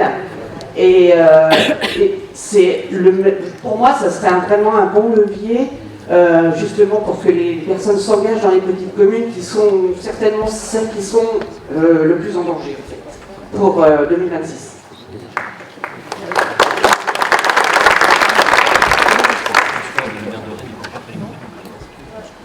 Tu me parles des moutons du maire de Rennes? Non, mais justement, il ne court pas après, tu vois. Non, il n'y en a pas.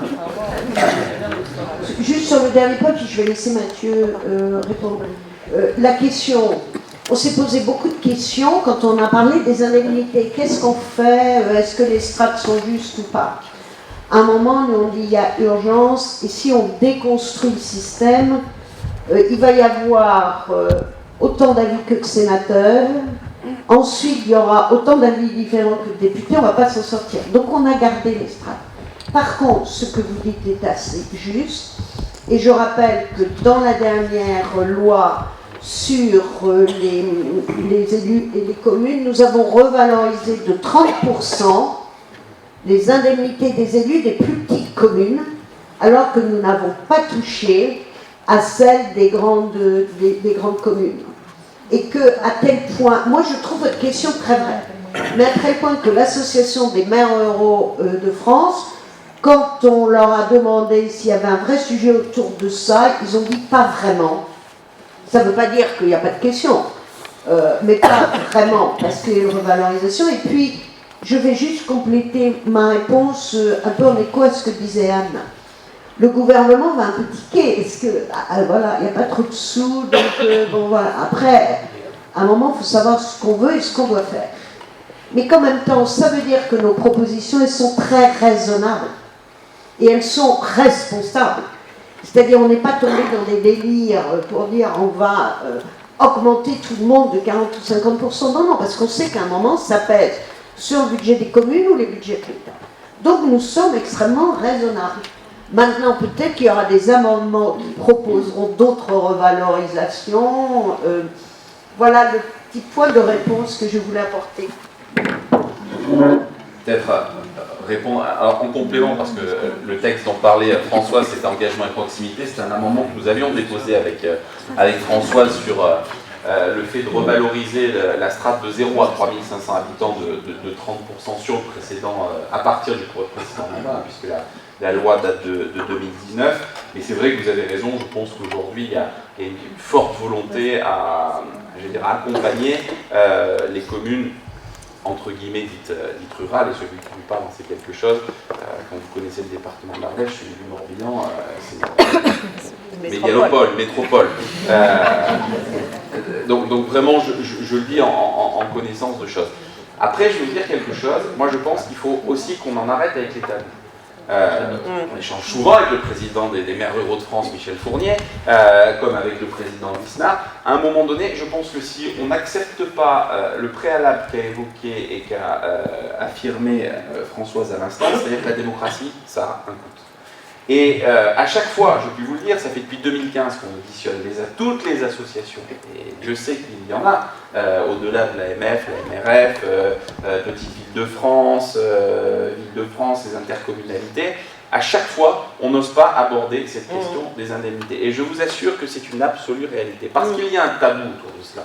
Et que chacun me dit, non mais, et je peux dire, j'ai dû faire 80 départements en France sur des formats comme celui de ce soir, et qu'à chaque fois, il y a toujours un mec qui dit, non mais, c'est pas le sujet. Et puis, on va manger les chips à côté à la table une fois que c'est fini, en disant, c'est pas vraiment ce que j'ai voulu dire, mais la réalité c'est celle-là. Et je pense que tout ceci a quand même eu une traduction, y compris chez nos concitoyens, de se dire que oui, vous l'avez dit madame, quand on a une responsabilité pénale, des responsabilités en tout genre qui pèsent sur votre tête, qu'on est corvéable à merci au point, alors je ne sais pas si on court après les moutons à Rennes, mais de devoir intervenir le samedi soir à 23h, le dimanche matin à 6h, qu'on n'a finalement pas d'horaire et qu'on est au service H24, si j'ose m'exprimer ainsi, de nos concitoyens. Alors oui, il faut qu'il y ait une reconnaissance. Et cette reconnaissance, c'est un petit peu ce que l'on a voulu traduire dans ce texte. Et je pense que la question des indemnités, il faut l'aborder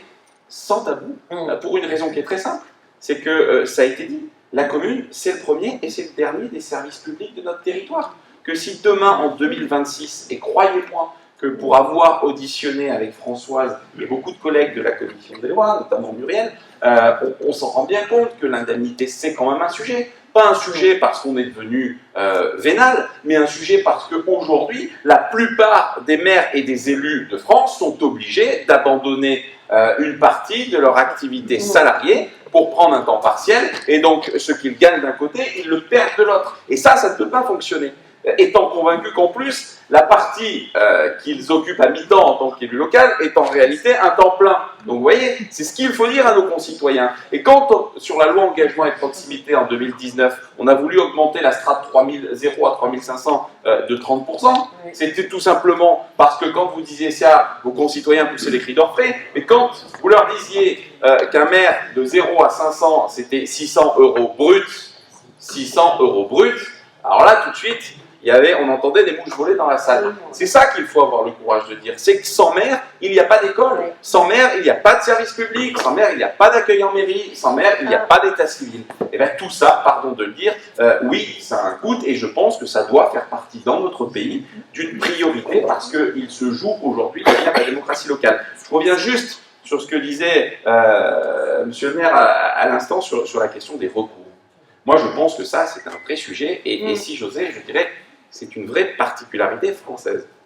J'étais l'autre jour à la frontière du Luxembourg, en Meurthe-et-Moselle, où nous avions un maire, président d'intercommunalité, qui nous dit « Voyez-vous, j'ai un industriel qui veut venir s'implanter sur la communauté de communes et mettre en place un projet de panneaux photovoltaïques. Un projet d'un coût d'1,5 million qui devait rapporter quand même quelques subsides à la collectivité, notamment à la communauté de communes.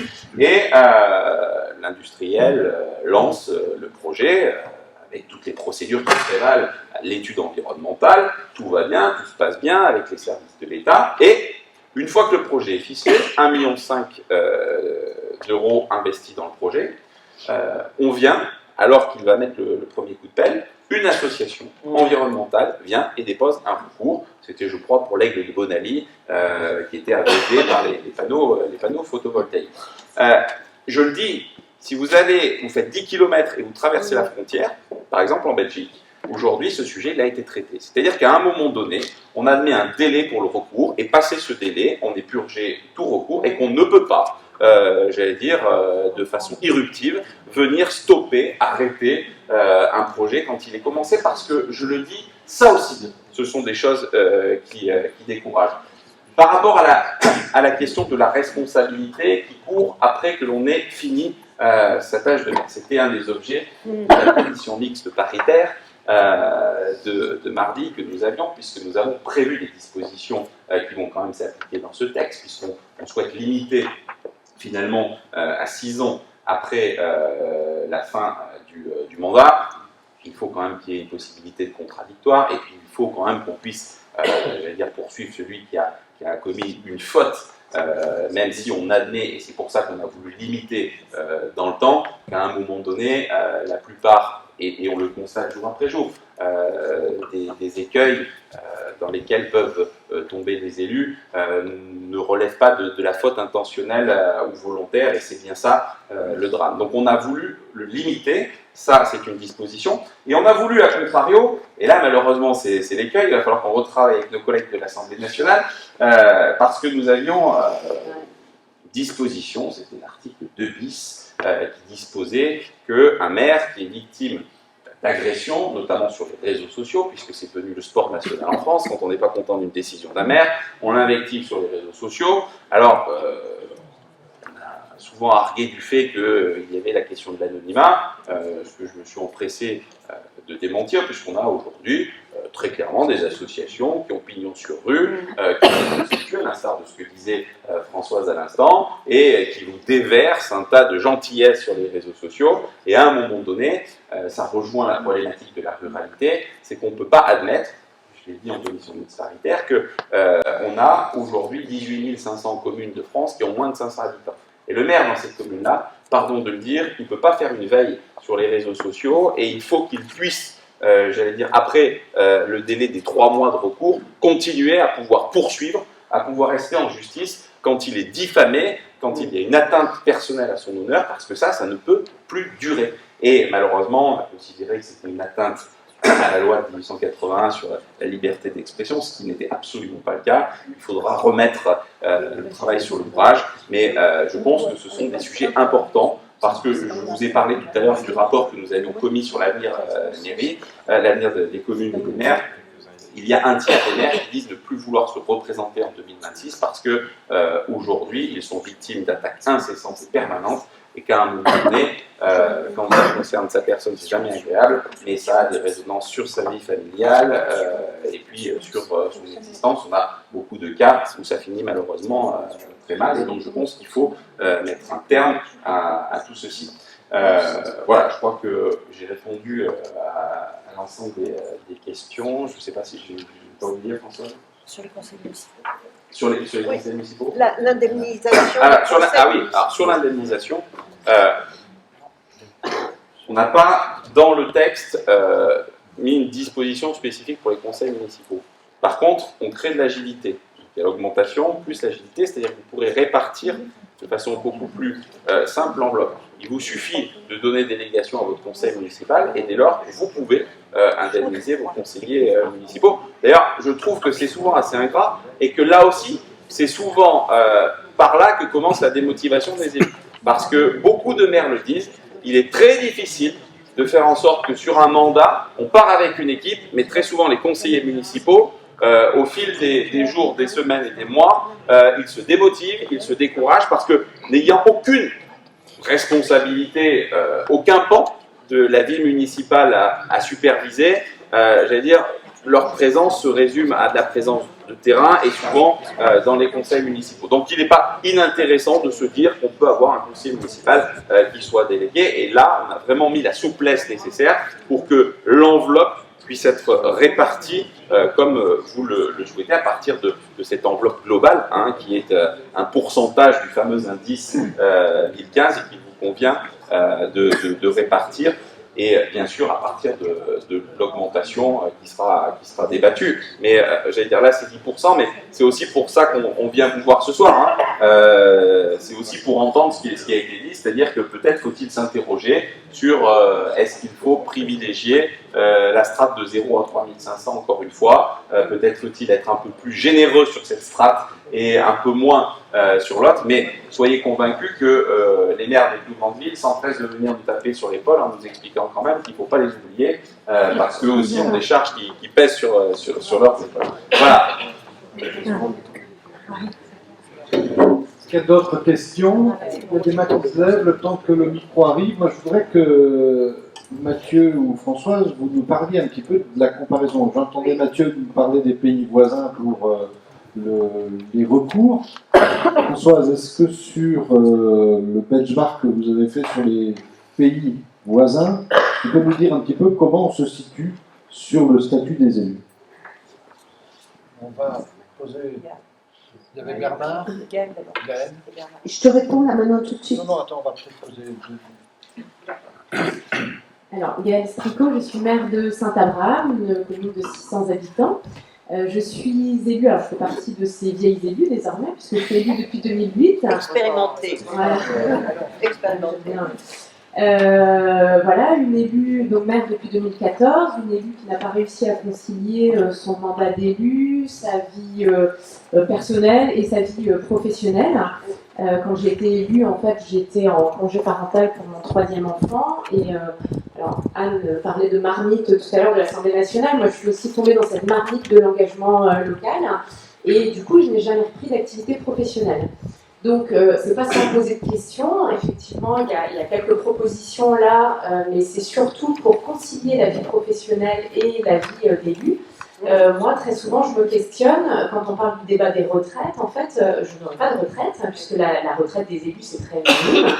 Et ce qui me soucie particulièrement, c'est la protection sociale. Si demain, j'ai un accident de la vie qui fait que je suis en incapacité de continuer l'exercice de mes fonctions, et que du coup, je ne peux pas non plus travailler, eh bien, en fait, je n'ai plus rien. Je ne sais pas comment je vais faire pour payer mon crédit maison. Voilà, mais là, il y a un vrai vide qu'il faudrait peut-être tenter d'apporter quelques réponses. Mais du coup, ce soir, je voulais surtout intervenir en tant que présidente de l'ARIC. Alors, pour M. Darnaud, il ne connaît probablement pas l'ARIC. C'est une association régionale de formation des élus. Donc, c'est la seule en France sous format associatif. Du coup, Mme Gadel, tout à l'heure, vous aviez dit effectivement la thématique de la formation, ce n'est plus novateur. C'est vrai, ça a été facilité sur certains aspects. Alors, je vais vous remettre tout à l'heure une note technique parce que je ne veux pas embêter mes collègues élus sur la formation, mais il y a de vraies attentes. C'est plus novateur, certes, mais il y a encore trop peu d'élus qui se forment. Il y a trop peu de collectivités qui répondent à l'obligation d'inscrire des crédits de formation. 66% des communes n'inscrivent pas de crédit à formation alors que c'est obligatoire. Le dispositif du DIF qui a évolué, c'est juste catastrophique pour mobiliser le DIF. Donc voilà, et en fait, la formation, enfin, je suis convaincue. Alors, j'ai bien vu qu'il y a 2 jours, on ne sait pas si c'est de la sensibilisation de l'information ou de la formation, mais de toute façon, pour une prise de mandat, 2 jours, c'est insuffisant. Il y a un socle de compétences à acquérir tout de suite en début de mandat. Et ça permettrait d'éviter des situations où on va arriver en pompier après pour voilà, que ce soit les centres de gestion ou nous en tant qu'organisme de formation pour traiter des problématiques. Voilà. Et le quid du contrôle en fait, de cette obligation qui est faite aux collectivités d'inscrire des crédits à la formation. Pourquoi il n'y a pas ce contrôle? Et dans la loi engagement et proximité, il y a cette obligation de former tous les élus qui reçoivent une délégation. Or, voilà, on sait bien qu'il n'y a pas de contrôle. Donc, c'était sur cet aspect-là. Et le deuxième aspect, vous l'avez évoqué, c'est sur la reconversion professionnelle des élus. Alors, je vois poindre quelques évolutions, mais qui, à mon sens, vont être insuffisantes. On a déjà, à ce stade et depuis l'année dernière, de nombreux élus qui viennent solliciter la RIC, puisque ce sont des élus, souvent des femmes, qui se sont mises à l'écart d'une vie professionnelle, qui ne souhaitent pas se représenter en 2026, qui souhaitent rebondir professionnellement, c'est ce que vous avez dit, c'est très bien, et qui du coup souhaiteraient faire un bilan de compétences pour savoir quelles compétences acquises elle va pouvoir valoriser. Or, aujourd'hui, l'élu ne rentre dans aucun dispositif de financement d'un bilan de compétences. Or, un bilan de compétences, ça coûte entre 1 500 et 2 500 €. Donc, il ne pourra ou elle ne pourra le faire que sur ses propres deniers. Donc là, il y a un vrai vide. Alors, moi, je l'ai fait au précédent mandat parce qu'il y avait le DIF qui n'était pas plafonné. J'ai fait effectivement un bilan de compétences financé par le DIF et ensuite, j'ai fait une VAE, j'ai valorisé, j'ai passé un master. Donc, je sais combien c'est important de le faire pour pouvoir rebondir si demain je souhaite arrêter ou si on décide pour moi. Mais aujourd'hui, et dans les propositions que vous faites, je ne suis pas sûre que ça réponde en fait à cette problématique des élus qui se sont vraiment mis à l'écart d'une vie professionnelle. En fait, on ne remplit jamais aucune case quand on est juste élu.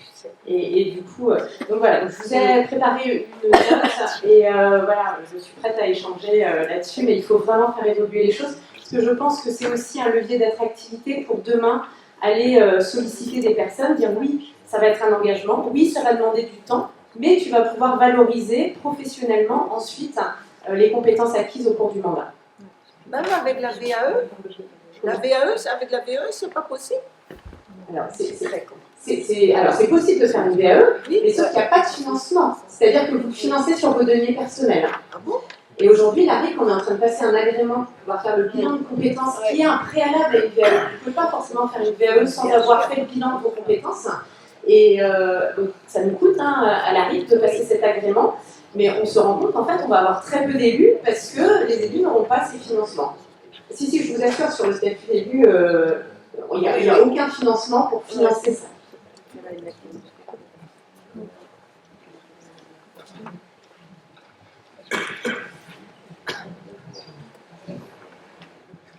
Bonsoir à toutes et à tous.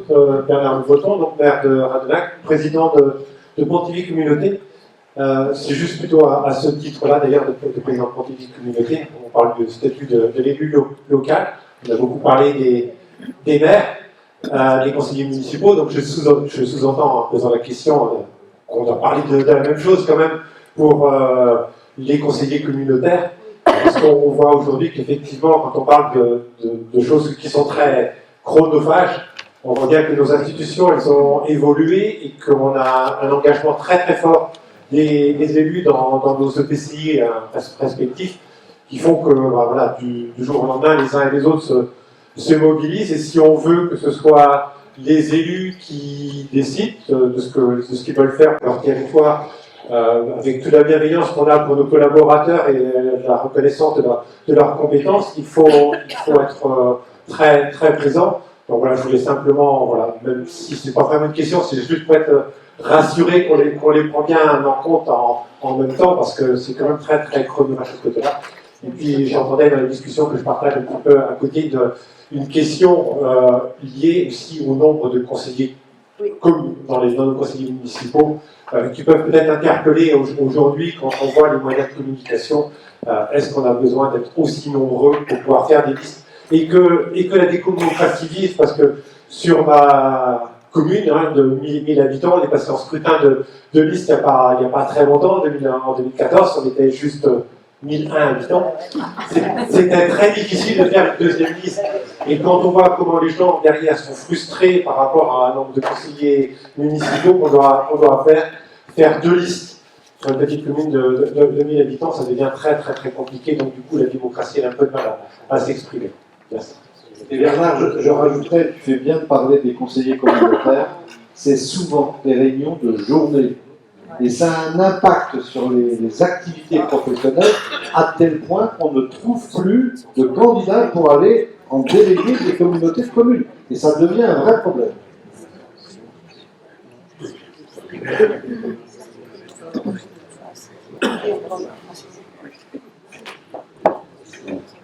Bonsoir à tous, je m'appelle Francis Mailly, je suis maire d'une petite commune de Midi, j'entends pas par département. Il y a l'idée métropolitaine. Tu parles fort. Je me représente, donc je suis Francis Mailly, je suis le maire d'une petite commune dans le nord-est du département, Beaumont. Je suis à la limite de ma deuxième élection partielle, encore une démission, et c'est reparti avec seulement 4 ans de mandat, je suis invité. Et je peux vous dire, au-delà de peut-être des indemnités, il y a un autre phénomène dont Gaël a très bien parlé, c'est la notion de formation, de compréhension. Un maire ne fait pas appliquer les textes pour son plaisir, c'est pas un tyran, c'est pas un dictateur, il dit simplement j'ai des textes à faire appliquer, j'ai des règlements, j'ai des obligations de police, de funérailles, du cimetière, la lutte contre l'habitat, la salubrité. Les gens ne comprennent pas toujours ça. Et je crains que 2 jours de formation, vous avez très bien ciblé le problème, 2 jours de formation soient un peu insuffisants. J'ai fait presque 30 ans de fonction publique. Donc, vous savez que dans la fonction publique, on va recruter sur titre. Et j'ai fait quand même en 93 6 mois de formation d'adaptation au poste. Voilà. Et c'est un peu dommage, un jour on est parachuté maire, et on ne connaît pas, et conseiller aussi, on ne connaît pas les règles. Voilà. C'est ce que je voulais dire. Merci. Alors, vos questions sont la fait parce que les questions sont. Mais vraiment, je vous dis, elles sont particulièrement intéressantes. Je ne sais pas si on répondra à tout. Je démarrais peut-être par la question de Gaëlle, Madame la Présidente de la. Alors, je ne cesse de dire à Mathieu, puisqu'on travaille souvent ensemble, dans nous en Bretagne, quand on dit qu'on est à l'ouest, on est à l'ouest de manière excellente. Parce qu'il y a des choses formidables qui se font. Je parlais de l'Université de Bretagne occidentale et la RIC, qui est cette association de formation des élus qui existe depuis combien de temps, Gaëlle ? 52 ans. Voilà. Et non, je n'étais pas. Voilà, et qui fait un travail formidable. Donc la question de la formation, je suis désolée de m'être sans doute mal exprimée. Je ne voulais pas dire que ce n'était pas novateur, mais comme je voulais avoir un temps de parole un peu plus court, j'ai voulu passer à l'après, donc pardon, c'est pas du tout ce que je pense, parce qu'effectivement, on a un énorme sujet sur la formation. Alors d'abord, quand Mathieu et moi, on était rapporteurs de la fameuse loi 3DFC, des concentrations, des trucs, etc., bon voilà, on a travaillé sur la formation. On est entre nous, il y avait quand même des choses un peu sportives en matière de formation, c'est-à-dire des formations un peu exotiques, qui coûtaient très cher, qui ne rendaient pas forcément l'élu plus performant dans sa fonction même. Hein. Bon, donc, il y a eu un rapport de l'IA, il a fallu mettre un peu d'ordre là-dedans pour que l'argent de la formation serve. Donc, l'esprit était là.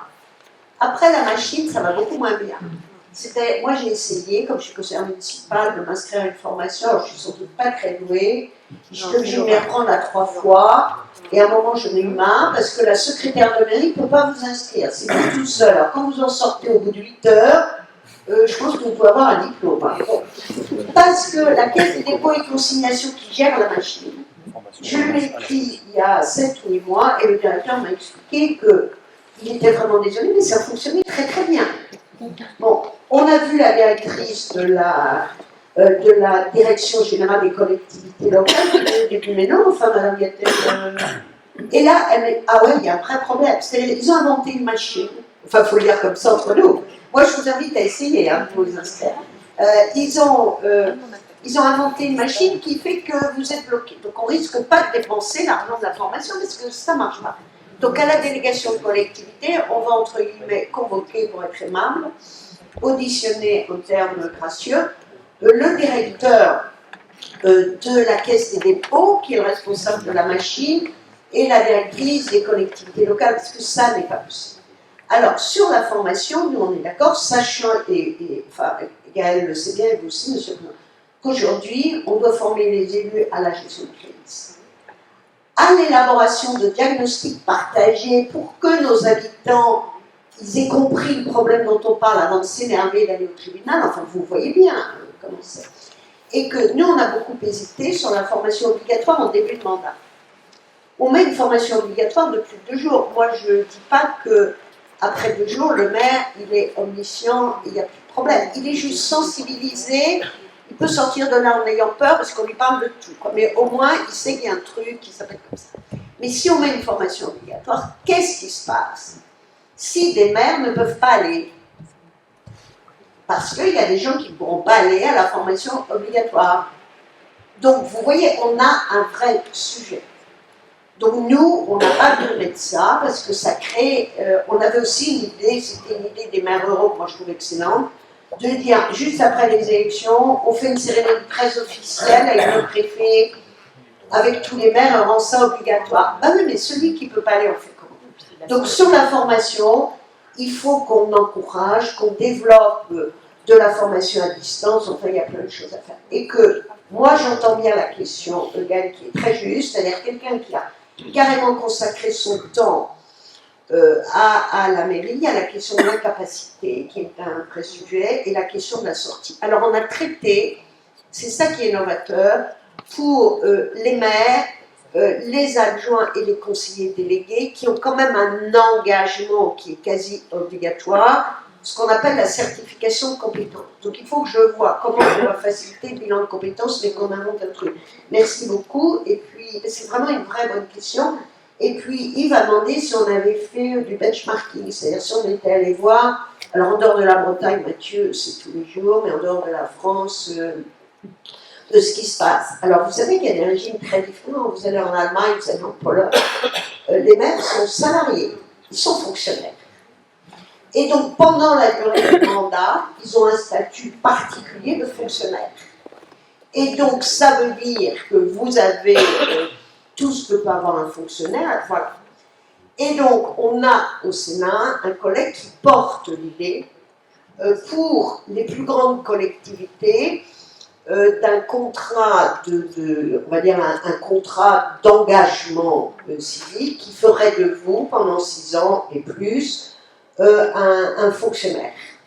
On a beaucoup débattu de ça. Aujourd'hui, on pense, quand je dis on, c'est au Sénat, les associations d'élus, il n'y a pas aujourd'hui de position favorable à ça. Parce que ça veut dire que ça change totalement notre culture. C'est-à-dire que, je rappelle l'idée des révolutionnaires, la force de ce que nous avons dans ce pays. C'est comme les sapeurs-pompiers volontaires. Ce sont les citoyens eux-mêmes et tous les citoyens qui doivent, quel que soit votre diplôme, quel que soit votre âge, vous devez pouvoir servir votre pays si vous avez envie de le servir. Et il appartient après que l'État soit à vos côtés pour vous faciliter la vie au lieu de vous la compliquer. Voilà, l'interco est là aussi. Et que donc nous avons consacré, si je puis dire, l'engagement bénévole, mais qui fait que vous êtes bénévole comme un dirigeant associatif avec des responsabilités énormes, et ça doit être faisable et acceptable. Mais on ne va pas régler tous les problèmes, je suis bien consciente. Et que peut-être un jour, et si on n'apporte pas de solution, c'est-à-dire qu'à un moment, il y aura des professionnels de la politique. Et que moi, je pense que cette idée d'avoir un engagement, c'est pas mal. Mais ça veut dire qu'aussi, ce sont les partis politiques. Moi, je vous donne, là, c'est ma pensée personnelle. Ce sont les partis politiques qui vont administrer des communes. Voilà. Donc, c'est un enjeu. Et puis, dernier mot, avant que les collègues complètent, sur les intercos, je vous rassure, chers collègues, naturellement, on a pris en compte, c'est-à-dire ce qui est valable pour les communes est valable pour les intercos. Il y a aussi des dispositions valables pour les conseillers départementaux et conseillers régionaux. Je vous invite à lire tout le texte. Et que vous l'avez dit, on sait, et tu l'as dit, on sait que l'interco, les syndicats, les stratèges, les trucs, les machins, les Scott, Benoît maîtrise, je pense qu'il peut être bon au Scrabble avec tous ces mots, hein, c'est un champion. Vous êtes obligé d'aller à des tas de réunions. Et donc c'est pour ça que nous disons que les autorisations d'absence que vous avez quand vous êtes salarié, elles doivent être valables pour ces réunions et que vous devez avoir, y compris quand vous êtes conseiller municipal, des frais de déplacement. Parce que ça finit par prendre du temps et ça finit par coûter très cher. Voilà ce que je voulais rajouter. Il y a d'autres mains à se lever. Oui, bonsoir à tous, c'est Yannick Chen, la maire de Les Fougerets. Alors moi je vais pas revenir trop sur la retraite, je voulais simplement vous faire part de deux petites déconvenues. La première, j'ai été élu en 2008 au département, et comme je ne m'étais pas vraiment préparé, j'étais artisan, donc j'ai mis mon entreprise entre parenthèses. 15 ans après, je me rends compte que je me manque quelques petits trimestres pour aller au droit à la retraite. Voilà, donc première. Deuxième chose, l'année dernière, j'avais besoin de faire un petit prêt auprès de mon banquier, donc je suis allé voir mon banquier, comme je faisais jusque-là, et donc je demande un prêt, tout se passe bien, et au bout de quelques temps, il me répond, il me dit mais monsieur Chenet, vous avez un taux d'endettement trop élevé. Ben, j'ai dit comment ça, je rembourse toujours mes prêts, il n'y a pas de souci. Non, parce que dans le calcul de l'endettement, il ne prend pas en compte les indemnités de fonction. Donc du coup, comme j'avais un peu réduit mon temps de travail professionnel pour me consacrer à la fonction, eh bien, je n'ai plus le droit au prêt. Alors rassurez-vous, ça s'est arrangé autrement, j'ai quitté cette banque. Je suis allé voir la deuxième banque avec qui je travaillais depuis 40 ans, elle m'a fait la même réponse, je l'ai quitté également, puis j'en ai trouvé le troisième.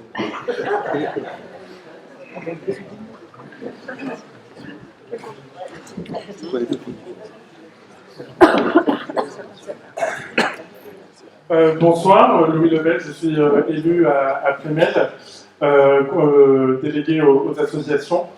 Élu depuis 2020, j'avais 18 ans. Je débutais donc mon cursus universitaire. Aujourd'hui, je le termine. Le mois prochain, je vais passer le CRPE, le concours de recrutement pour le professorat des écoles. J'avais juste une remarque en fait par rapport aux critères, aux points qu'on peut obtenir si l'on demande une mutation. Aujourd'hui, il n'y a aucun point sur si on est élu. Il y a beaucoup de critères, mais pas ce critère-là. Donc voilà, je voulais vous en faire part. Vous devez déjà le savoir, mais voilà, c'était ma remarque. Merci. L'Ardèche va vous sauver. Là. Il faut bien que ma venue serve à quelque chose. Il y a un beau d'inviter des Ardéchois, mais on n'a même pas amené le soleil. Non, ici, la rapporteure et auteure du texte consent à cultiver notre amitié, notre relation durable d'amitié. Elle donnera un avis favorable à l'amendement ardéchois qui traite votre sujet en prenant justement en compte ce que vous venez de dire. Donc là, on vous apportera une réponse plus concrète que ça, c'est pas possible à votre problématique. Donc c'est vraiment identifié et on est en train de le traiter. Et là aussi, on espère que la suite donnée à ce texte permettra de confirmer dans la loi ce sujet-là. Juste en écho à ce que disait Monsieur le maire précédemment sur les questions bancaires, ça je pense que c'est un véritable sujet. Et je crois qu'il va falloir... il n'y a quand même pas une culture dans ce pays, de plus en plus. Il y a un autre sujet qui est en train de monter en ligne pour lequel on a mis une mission d'information sur la question des assurances pour les collectivités. Moi j'ai été maire pendant 10 ans d'une collectivité, d'une commune de 11 000 habitants qui aujourd'hui n'est plus assurée parce que Groupama refuse de réassurer et on n'a aucun assureur qui veut assurer. Donc il y a quand même une logique pour que certains établissements, je pense notamment à des établissements mutualistes qui pourraient peut-être être à même de comprendre quand même ce qu'est la fonction d'élu, puissent quand même consentir à faire un effort. Et je pense que là-dessus, le gouvernement devra vraiment engager un débat, parce que inutile de vous dire que si vous dites à quelqu'un, moi dans mon département, j'ai le plus jeune maire de France, il a commencé, il était maire à 18 ans et 3 jours je crois, donc étudiant, c'est pour ça qu'on a aussi traité le sujet, mais si vous commencez à dire à quelqu'un qui veut s'engager dans la vie publique, de toute façon, ce que vous disiez, en gros vous mettez tout projet de vie entre parenthèses dès lors que vous êtes élu, inutile de vous dire que vous n'allez pas susciter des vocations chez les plus jeunes. Donc ça, ce que vous dites, c'est vraiment une question pertinente. Alors, j'ai la naïveté de penser qu'elle ne se traitera pas dans la loi, mais il faut qu'il y ait à un moment donné un petit rapport de force pour que le gouvernement rappelle ses engagements à certains de ses assureurs, de ses établissements bancaires, qui savent parfois faire appel à la solidarité de l'État quand on doit traverser le gros temps. C'est pour ça que je pense qu'il faut quand même là-dessus avoir un vrai débat de fond. Un mot sur ce qui a été dit sur le droit comparé, sur le benchmark. Globalement, sur les pays voisins, notamment sur la question des indemnités, puisqu'à l'époque, avec Jean-Marie Joquel, la mission que nous avions menée en 2018, nous avions opéré un comparatif. On est à peu près dans des niveaux d'étiage qui sont similaires. L'exception, c'est ce que disait François, c'est l'Allemagne. Alors, il faut rajouter qu'au-delà même du fait d'être fonctionnaire, dans la S, par exemple, il faut passer un examen qui dure 2 ans. C'est-à-dire que vous ne pouvez pas être maire si vous n'êtes pas acquitté de cet examen qui dure 2 ans. Donc, on n'est vraiment plus du tout sur les mêmes fonctions. Là, les indemnités sont beaucoup plus élevées, mais vous n'avez pas la même fonction, à tel point qu'en Allemagne, je vous rappelle, le maire n'est pas élu le même jour que le conseil municipal. Vous élisez un maire et après, vous allez élire le conseil municipal. Sinon, globalement, par exemple, par rapport à des pays comme la Belgique, l'Italie, la Hollande, on est à peu près, quelques exceptions près, qui tiennent aussi du droit de ces pays sur des sujets qui sont identiques. Juste un mot quand même, parce que je ne résiste pas à parler de la formation. Pardon de le dire, mais ça c'est une problématique française. On avait un système qui fonctionnait bien, dans lequel se sont engouffrés des gens qui étaient, disons les choses très clairement, peu scrupuleux. Avec Françoise, on s'est battu sur le texte engagement et proximité parce que le gouvernement, et nous avions dit qu'il ne fallait pas le faire, voulait une loi d'habilitation. Donc ils nous ont dit, laissez-nous faire, on va gérer le sujet. Ah ben, le sujet il a été bien géré, on est arrivé à un système qui est plus rigide que sa tumeur et où plus personne n'y comprend rien. Donc à un moment donné, il faut arrêter d'être dans des postures manichéennes, il faut mettre le curseur au bon endroit, parce que sincèrement, s'il y a un sujet moi, sur lequel je ne comprends pas pourquoi on n'arrive pas à traiter, c'est très facile, parce que soit l'organisme de formation il a l'agrément, on peut plafonner les dépenses par organisme, et on sait faire les choses. Parce que là, on a confié ça à la Caisse des dépôts qui prend en plus des frais de gestion qui mange une partie de l'enveloppe. Je veux dire, on est quand même un petit peu dans des logiques qui sont difficiles à comprendre. Donc ça là-dessus, c'est vraiment un sujet sur lequel il faut revenir. Après, sur l'obligation qui est faite, moi je pense qu'il faut quand même un maximum d'agilité, parce qu'on a aussi des gens qui conjuguent une vie professionnelle et une vie d'élu, et que trouver le temps ou s'affranchir à un moment bien précis de cette formation, c'est parfois compliqué. Je pense qu'il faut peut-être un passeport de formation qui permette de s'acquitter dans le temps des formations, mais imposer des dates, vous voyez, imposer des temps, c'est plus compliqué. Donc voilà. Et puis le problème de la retraite, moi je crois que c'est évident, ça. On a voulu s'inspirer de Françoise le disait, de ce qui se passe chez les sapeurs-pompiers volontaires.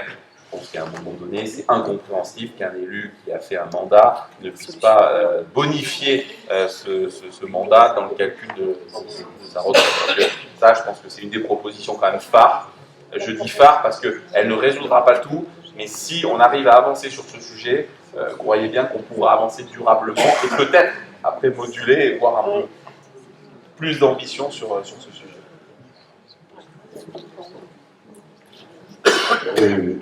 Juste, on a tous été élus d'une minute à l'autre, on nous a donné les clés d'un camion, et on ne savait pas conduire. Et j'ai souvent pris cette image et c'est assez brutal, la prise de fonction d'un maire et d'une équipe, c'est vraiment d'une minute à l'autre. Et alors, idéalement, on va parler avec Muriel et Yves, on pourrait imaginer un tuilage entre le maire sortant et le maire nouvellement élu. Mais je vois vos commentaires. Ça a bien marché, non? On pourrait imaginer ça. qu'on se passe les dossiers. Moi, j'ai eu 2 heures avec mon prédécesseur, 4 minutes 30 pour Benoît. On voit que c'est compliqué parce que on peut battre aussi le maire. C'est comme ça, mais en tout cas pour la continuité des dossiers, on pourrait idéalement penser ça. Bon, ça sera jamais, c'est vraiment dans le monde des bisounours peut-être, mais pas dans le nôtre. Juste dire que ce soir-là, il y a Anne qui est là de la CPNF, je vois Alain de Peucadot, Alain qui ont fait des choix très très forts. Alain, après 35 années, c'est ça Alain, de Peucadot, et puis Anne après 10 ans. Après 10 ans d'engagement à la tête de la commune, qui ont fait le choix très récent d'arrêter les fonctions pour des raisons qui vous sont propres, mais qu'on a plus ou moins décrites. En tout cas, je voudrais vous saluer, vous rendre hommage pour l'engagement que vous avez eu, qui est tout à votre honneur. Et je regrette, on en a parlé ensemble, je regrette votre décision et je la comprends en même temps, parce que c'est très difficile, il y a des moments très durs. Moi, j'en ai vécu au début du premier mandat. C'est très difficile, il faut être solide, il faut être accompagné, il faut être écouté. Et des fois, le vase est plein, et puis le choix est inéluctable, et je le comprends. Et voilà, je ne sais pas si vous voulez dire un mot, en tout cas, je peux vous remercier, en tout cas, de l'engagement que vous avez eu pour vos communes respectives, et puis je pense qu'on peut les applaudir.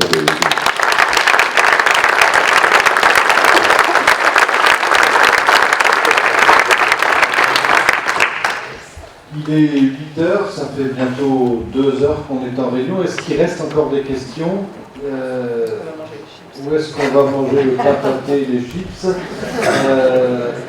De toute manière, si vous avez des questions, n'hésitez pas à revenir vers nous, soit vers l'association des maires, soit vers les 2 sénateurs présents, les 3 sénateurs, puisque on est tous dans la même galère à faire aujourd'hui. Ces constats et ce travail de concertation avec vous. Je vais peut-être passer la parole à Muriel, puis on dira à chacun de dire un petit mot pour finir. Moi, je voulais simplement vous remercier d'avoir été aussi nombreux. Ça montre... et j'ai noté, c'est ça qui est intéressant, beaucoup de jeunes dans la salle, 2 conseillers municipaux, et c'est bien de voir que certains sont en train de réfléchir. En tout cas, on va tout faire pour vous donner envie de vous investir dans cette passionnante mission d'élu. Merci, il faut dire que par rapport à nous, tout le monde est de plus en plus jeune, donc je ne sais pas si c'est un critère avec le cheveu blanc. Merci, juste un mot rapide effectivement de remerciements. Encore merci Benoît de nous avoir accueillis, merci à vous tous d'avoir été présents.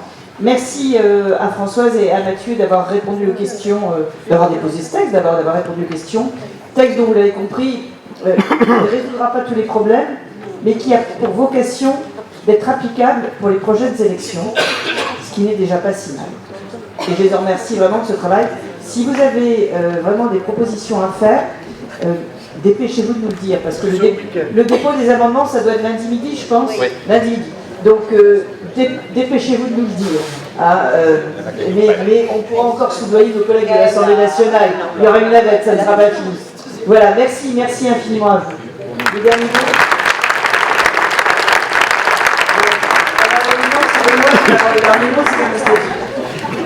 Merci d'avance de ranger les chaises par pile de 10. Mais la campagne, on s'entraide. Merci Benoît.